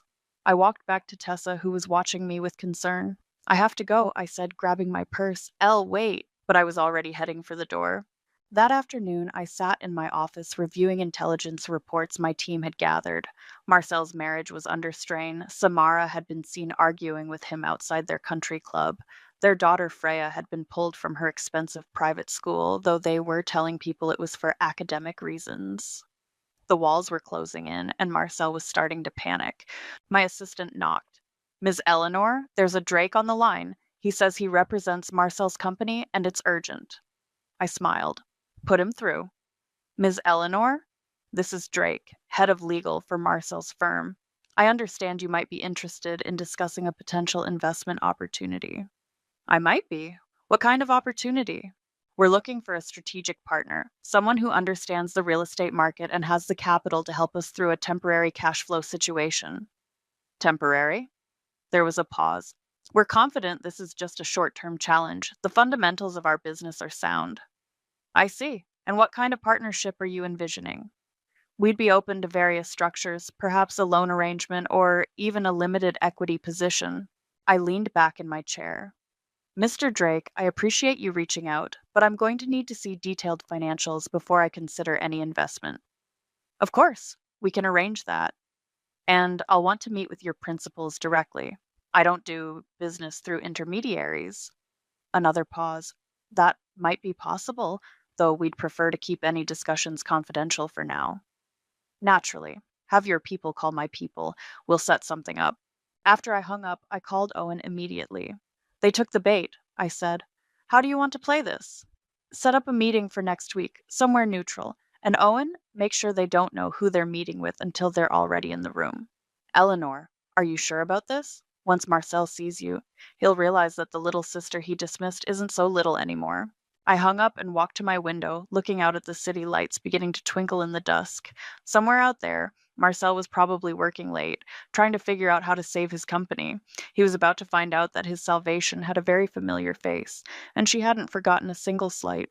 The Meridian Hotel's private dining room was perfect for what I had planned: neutral territory, soundproof walls, and enough prestige to make Marcel think he was meeting with someone who mattered. He had no idea how right he was. "You're playing with fire," Tessa said over the phone as I adjusted my suit jacket in the mirror. "What if this backfires?" "It won't. You're about to walk into a room with your brother, who hasn't seen you in 8 years, and tell him you own his debt. Have you thought about what happens after that?" I had thought about it. I'd thought about little else for weeks. "I'll call you later," I said, hanging up. Owen was waiting in the lobby when I arrived. "They're already here. Marcel, Drake, and two other executives I don't recognize. Financial advisors, probably. Marcel never could handle numbers on his own. Eleanor, last chance to back out." I straightened my shoulders. "Let's go." The dining room was elegant but understated. Mahogany table, crystal glasses, fresh flowers. Marcel sat at the far end, looking older than I remembered. His hair was thinner, his face more lined. Success hadn't been kind to him lately. Drake stood when we entered. "Ms. Eleanor, thank you for meeting with us. This is Marcel, our CEO, and—" Marcel's face went white. He half rose from his chair, then sat back down hard. "Hello, Marcel," I said, taking the seat directly across from him. "Ellie, what the hell are you doing here?" Drake looked confused. "You two know each other?" "We're family," I said, never taking my eyes off Marcel. "Isn't that right, brother?" The silence stretched until one of the financial advisors cleared his throat. "Perhaps we should postpone this meeting." "No," Marcel said, his voice tight. "We're here. Let's hear what she has to say." Owen placed a folder in front of me. I opened it slowly, letting the tension build. "Your company owes $47 million to various creditors," I began. "Your Miami project collapsed, leaving you with massive construction loans you can't service. Your quarterly losses are accelerating, and you have approximately 6 weeks before your biggest lender calls in their debt." Marcel's jaw clenched. "We're aware of our situation." "Are you aware that I now own that debt?" The room went dead silent. Drake's pen clattered to the table. "What?" Marcel's voice was barely a whisper. "I purchased your outstanding obligations 3 weeks ago, $47 million, which means, dear brother, that you now owe me everything." Marcel shot to his feet. "This is insane. You can't just—" "I can, and I did. It's all perfectly legal. Owen has the paperwork if you'd like to review it." Drake was frantically shuffling through documents. "This is highly irregular. We weren't informed of any debt transfer because you didn't need to be," Owen said calmly. "The transfer was between private parties. Your client's obligations remain the same, regardless of who holds the paper." Marcel was pacing now, his face flushed. "Ellie, what do you want?" "What I've always wanted. What should have been mine from the beginning. This is about Dad's will. Jesus Christ, that was 8 years ago. And you've had 8 years to prove you deserved what he gave you. How's that working out?" One of the financial advisors leaned forward. "Ms. Eleanor, perhaps we could discuss restructuring terms." "I'm not interested in restructuring." I closed the folder. "I'm interested in full repayment, $47 million plus interest. You have 30 days. Marcel stopped pacing. "30 days? That's impossible. You know we don't have that kind of cash." "Then I guess you'll have to get creative." "Ellie, please. We can work something out. Family helps family, right?" I stood up, smoothing my skirt. "You're absolutely right, Marcel. Family should help family. Too bad you forgot that lesson when it mattered." "Wait." Marcel grabbed my arm as I moved toward the door. "What do you really want? Money? Stock in the company? Name your price." I looked down at his hand on my arm, then back at his face. "I want you to understand what it feels like to lose everything you thought was yours by right." I pulled free and walked toward the door. Owen gathered his papers and followed. "Ellie!" Marcel called after me. "This isn't over." I paused at the door and turned back. "You're right, it's not over. But Marcel, next time we meet, you'll be the one begging." In the elevator, Owen was quiet until we reached the lobby. "That went better than expected," he said. "Did it?" Marcel looked like he was about to have a heart attack. Drake was taking notes like his life depended on it. And those financial advisors? They know a sinking ship when they see one. We walked out into the afternoon sun. I felt lighter somehow, like I'd been carrying a weight for 8 years and finally set it down. "What's next?" Owen asked. "Now we wait. Marcel will try to find the money, fail, then come crawling back with a better offer. And if he doesn't?" I smiled. "Then I take everything." My phone buzzed with a text from an unknown number. "We need to talk." Dad. I showed Owen the message. Looks like word travels fast in your family, he said. Good, I want them all to know what's coming. The boardroom at Marcel's company felt like a courtroom. I'd insisted on meeting there. His territory, his rules, his humiliation. Marcel sat at the head of the table, flanked by Drake and 3 other executives I didn't recognize. Samara had somehow inserted herself into the meeting, perched beside her husband like a guard dog in designer clothing. And at the far end, looking older and more frail than I remembered, sat my father. Eleanor, Dad said when I walked in. His voice carried the same authority it always had, but there was something brittle underneath. I think we need to discuss this situation like adults. Hello, Dad. I didn't realize you were still involved in Marcel's business decisions. I'm not involved. I'm here as a father, trying to prevent his daughter from destroying her own family. I took my seat across from Marcel, Owen beside me. I'm not destroying anything. I'm collecting on a debt. Samara leaned forward, her perfectly manicured nails clicking against the table. This is ridiculous. You can't seriously expect us to come up with $47 million in 30 days. 26 days now, I corrected. And yes, I can expect exactly that. It's what Marcel agreed to when he signed those loan documents. Those loans were with other parties, Drake interjected. We had established relationships, payment schedules, which I'm under no obligation to honor. The debt transferred to me free and clear. Marcel had been quiet through this exchange, but now he spoke up. Ellie, what do you really want here? You want me to grovel? Fine. I'm sorry about what happened with Dad's will. I'm sorry you felt excluded. But this, he gestured around the room, this is insane. Is it? You got handed a multi-million-dollar company on a silver platter and you ran it into the ground. Maybe Dad should have given it to someone more competent. Dad's fist hit the table. Enough! Eleanor, I won't sit here and listen to you disrespect your brother. Disrespect? I laughed. Dad, Marcel owes me $47 million. This isn't about respect. This is about business.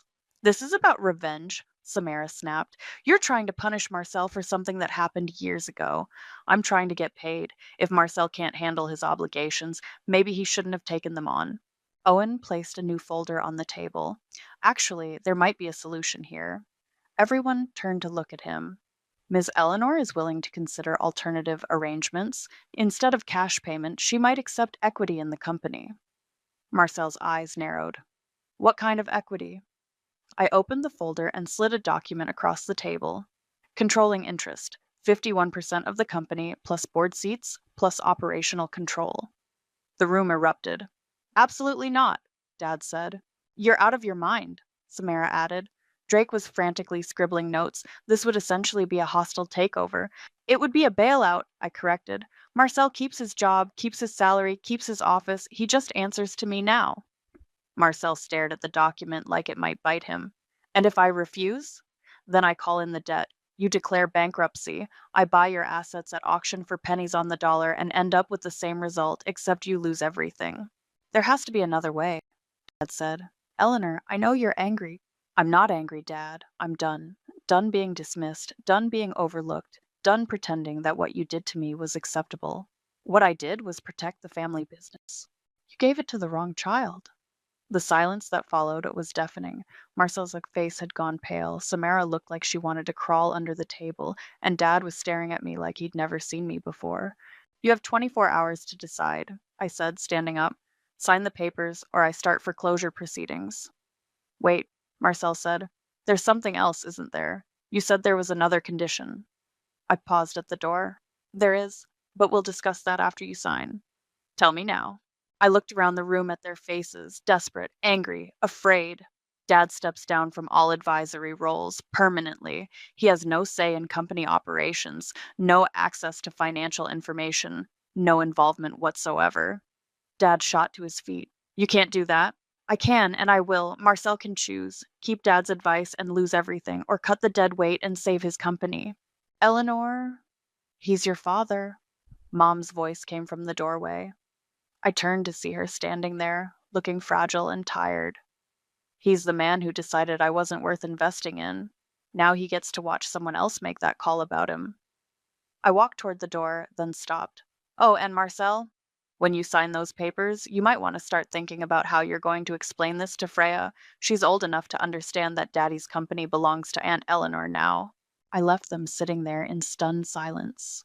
In the elevator, Owen was grinning. That was brutal. That was business. Same thing, apparently. My phone buzzed with a text from Tessa. Saw the news. Are you okay? I frowned. What news? Owen was already pulling up his phone. Shit, someone leaked it. The headline read, Family Feud, Heiress Takes Control of Brother's Real Estate Empire. I smiled. Perfect, now everyone will know exactly who's in charge. The elevator doors opened, and we stepped into the lobby. Through the glass windows, I could see reporters gathering outside. Ready for this? Owen asked. I've been ready for 8 years. The signed contracts arrived at my office at 11:47 p.m. Marcel had waited until the last possible moment, probably hoping for a miracle that never came. I was reviewing the documents when my assistant buzzed in. Ms. Eleanor, Marcel is here. He says it's urgent. Send him in. Marcel looked like he hadn't slept in days. His usually perfect hair was disheveled, his tie crooked, his eyes bloodshot. The papers are signed, he said, slumping into the chair across from my desk. You win. Now, what's this other condition you mentioned? I pulled out a fresh folder. Your personal assets, the house in the Hamptons, the apartment in Manhattan, the art collection, the cars. I want them as collateral. What? Eleanor, that's everything Samara and I own. Not everything. You still have your salary, your pension, your health insurance. You'll be fine. And Freya's trust fund? I slid another document across the desk. Redirected. The money will be held in escrow until she turns 25, then released directly to her. No parental control. Marcel's hands shook as he read the terms. You're destroying my family. I'm protecting Freya's future. God knows what you and Samara would do with that money if you got desperate enough. We would never touch Freya's money. Like you never thought you'd lose the company Dad handed you? Marcel was quiet for a long moment. Then, what about Samara's charity work? She's on the board of 3 different organizations. She'll need to step down. All of them. Eleanor, that's her whole life. Those charities depend on her. Then they'll have to find someone more reliable. Marcel stood up abruptly. This is insane. You're not just taking my business, you're taking everything that matters to us. Welcome to how I felt 8 years ago. That was different. How? You were young. You didn't understand business. I was 24 years old with a Harvard MBA. I understood business just fine. What I didn't understand was how my own father could look me in the eye and tell me I wasn't worth investing in. Marcel sat back down heavily. Dad thought he was protecting the family legacy. Dad thought women were decorations, pretty things to marry off and forget about. My phone rang. Owen's name flashed on the screen. Eleanor, we have a problem. There's a reporter from the Financial Times outside your building. Someone's been talking.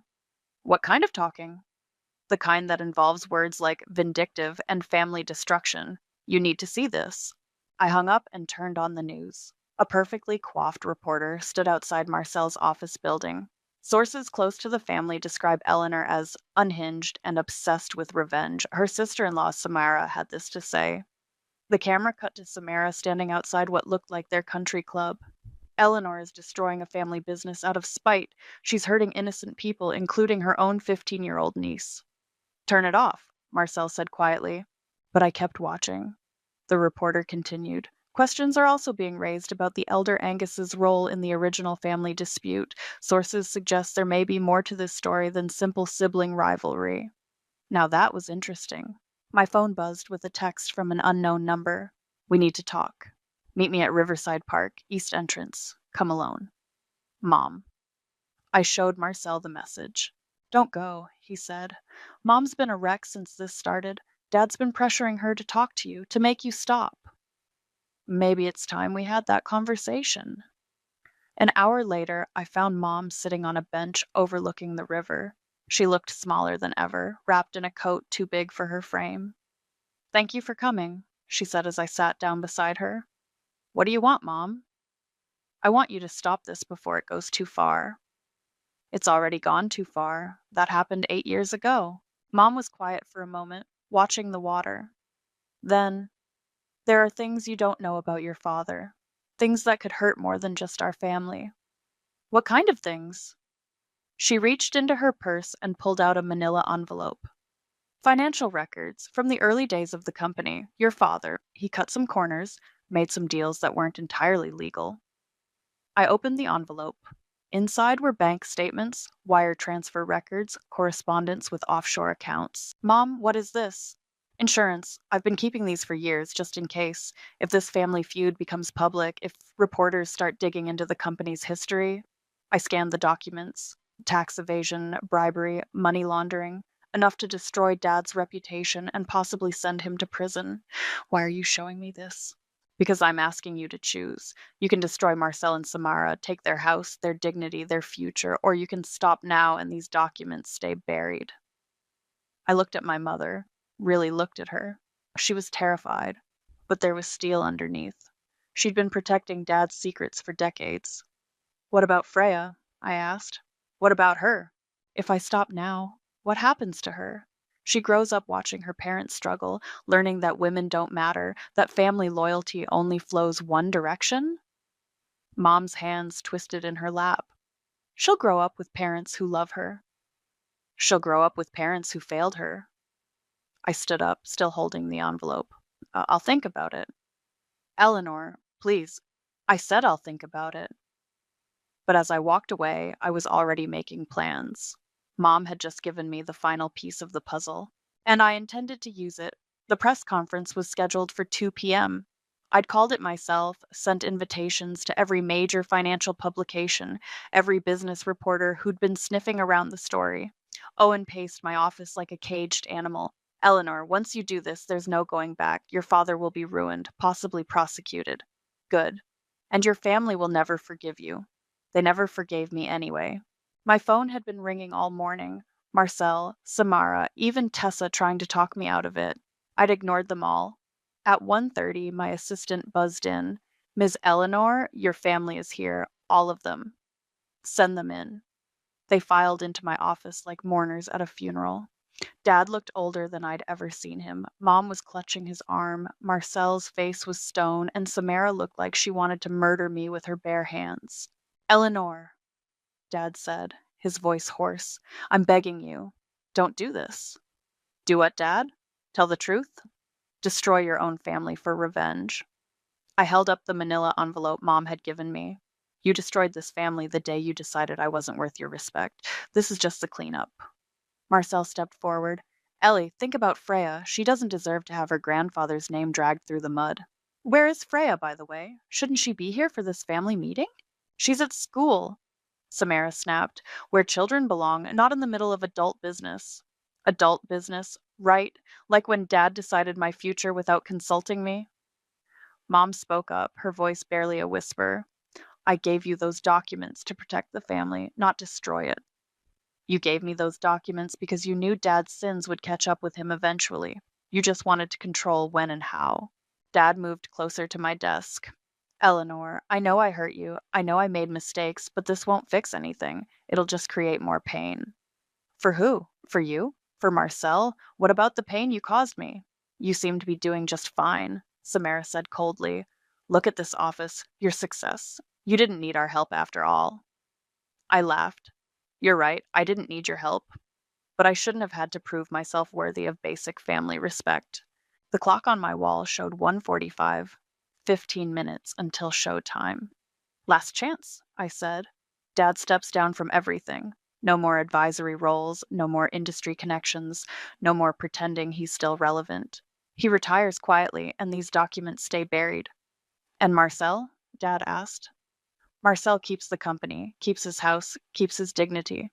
But he answers to me. Dad looked at Marcel, then back at me. And if I refuse? Then in 10 minutes, every reporter in the city learns about your offshore accounts, your tax evasion, your bribery schemes. The FBI will probably be very interested. The room was silent except for the ticking clock. Dad, Marcel said quietly, just do it, please. I built this company from nothing, Dad said. I gave you everything. You gave Marcel everything, I corrected. You gave me nothing and expected gratitude. Fine. Dad's voice was defeated. I'll step down. But Eleanor, when this is over, when you've gotten your revenge, remember that you chose to tear this family apart. I didn't tear it apart, Dad. I just stopped pretending it was whole. At exactly 2 p.m., I walked into the conference room where 24 reporters waited. Camera flashes went off as I took my place at the podium. Ladies and gentlemen, thank you for coming. I'm here to address the recent speculation about my family's business dealings. I looked out at the crowd of reporters, their pens poised, cameras rolling. There have been questions about my motivations in acquiring my brother's debt. Some have suggested this is about revenge or family drama. I want to set the record straight. I paused, letting the tension build. This is about business, pure and simple. My brother's company was failing, and I saw an opportunity to invest. The fact that we're related is irrelevant. A reporter raised her hand. But what about the allegations of family conflict? Your sister in law suggested? My sister in law is understandably upset about losing control of assets she never actually owned. That's not my concern. Another reporter. Will you be making changes to the company's leadership? Marcel will remain as CEO, reporting to a new board structure. We're also pleased to announce that Angus, the company's founder, will be stepping down from all advisory roles to enjoy a well deserved retirement. I could see Owen in the back of the room giving me a thumbs up. Are there any other questions about the business aspects of this transaction? A young reporter in the front row raised his hand. Ms. Eleanor, do you have any comment on the rumors about your father's financial practices in the early days of the company? I smiled. I'm not aware of any such rumors. My father built a successful business through hard work and dedication. His legacy speaks for itself. The press conference ended 20 minutes later. I'd given them just enough to satisfy their curiosity without revealing the nuclear option I still held. As the reporters filed out, I saw my family waiting in the hallway. Dad looked relieved, Marcel confused, Mom grateful. But I wasn't done yet. The real reckoning was just beginning. The knock on my office door came at 6 p.m. on a Tuesday, 3 weeks after the press conference. I looked up to see Freya standing in my doorway, still in her school uniform, backpack slung over her shoulder. Aunt Eleanor, can we talk? I gestured to the chair across from my desk. How did you get up here? I told security I was your niece. They called up and your assistant said to send me up. Freya sat down, looking smaller than her 15 years. I wanted to thank you. Thank me? For what? For my trust fund. Mom and Dad told me what you did, that the money goes directly to me when I turn 25. I studied her face. She had Marcel's eyes, but Mom's stubborn chin. Your parents aren't happy about that decision. No, they're not. But I am. Freya leaned forward. Aunt Eleanor, can I ask you something? Sure. Why did Grandpa give everything to Dad and nothing to you? The question hung in the air between us. I'd been asked variations of it by reporters, lawyers, even Tessa, but hearing it from Freya felt different. Because he thought women weren't capable of running businesses. He thought we were meant to be wives and mothers, not leaders. That's stupid, I smiled. Yes, it is. Mom says you're destroying the family. What do you think? Freya was quiet for a moment. I think you're showing everyone that Grandpa was wrong about women, and I think that's important. My phone buzzed with a text from Owen. Board meeting in conference room A. Marcel's here. I looked at Freya. I have to go to a meeting. Want to see how a real business works? Her eyes lit up. Really? Come on. We walked down the hall to the conference room where Marcel sat with Drake and two other executives. They all looked up when we entered. Freya? Marcel stood up. What are you doing here? I came to see Aunt Eleanor. She's showing me around. Marcel's jaw tightened. Eleanor, we need to discuss the quarterly projections. In front of Freya, I said, taking my seat at the head of the table. She's old enough to understand how businesses work. This isn't appropriate. Marcel, sit down. Let's get started. For the next hour, I walked through the company's financials, asked pointed questions about cost overruns, and made decisions about upcoming projects. Freya sat quietly, taking it all in. When the meeting ended, Marcel lingered as the others filed out. Eleanor, I need to ask you something. What? Are you ever going to forgive me? I looked at him, really looked at him. The golden boy who'd gotten everything handed to him, who'd nearly lost it all through incompetence and arrogance. Marcel, forgiveness isn't the point. The point is that you understand what you did wrong. I was 26 when Dad made that decision. I didn't ask for it. But you accepted it? You never once questioned whether it was fair. Marcel was quiet for a moment. You're right. I should have spoken up. Yes, you should have. So, what happens now? Do I spend the rest of my life working for my little sister?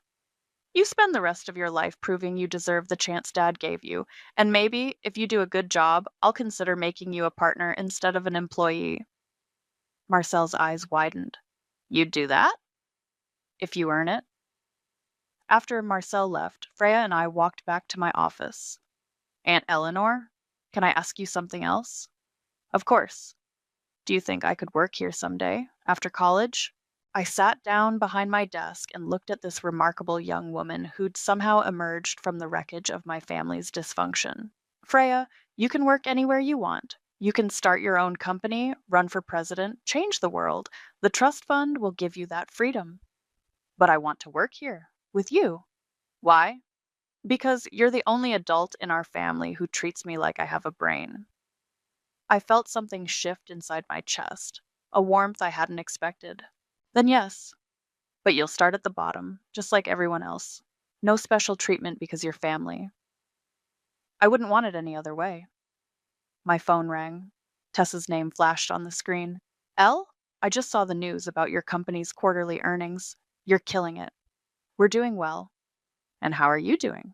Really? I looked at Freya, who was examining the framed diplomas on my wall with interest. I'm good, Tess. Really good. No regrets? I thought about Dad, forced into retirement and irrelevance. About Marcel, working harder than he ever had in his life.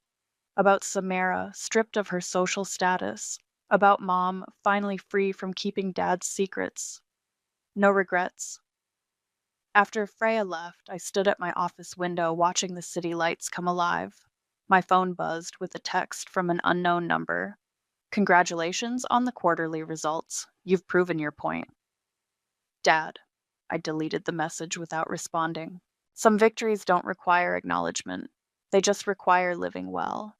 And I was finally truly living.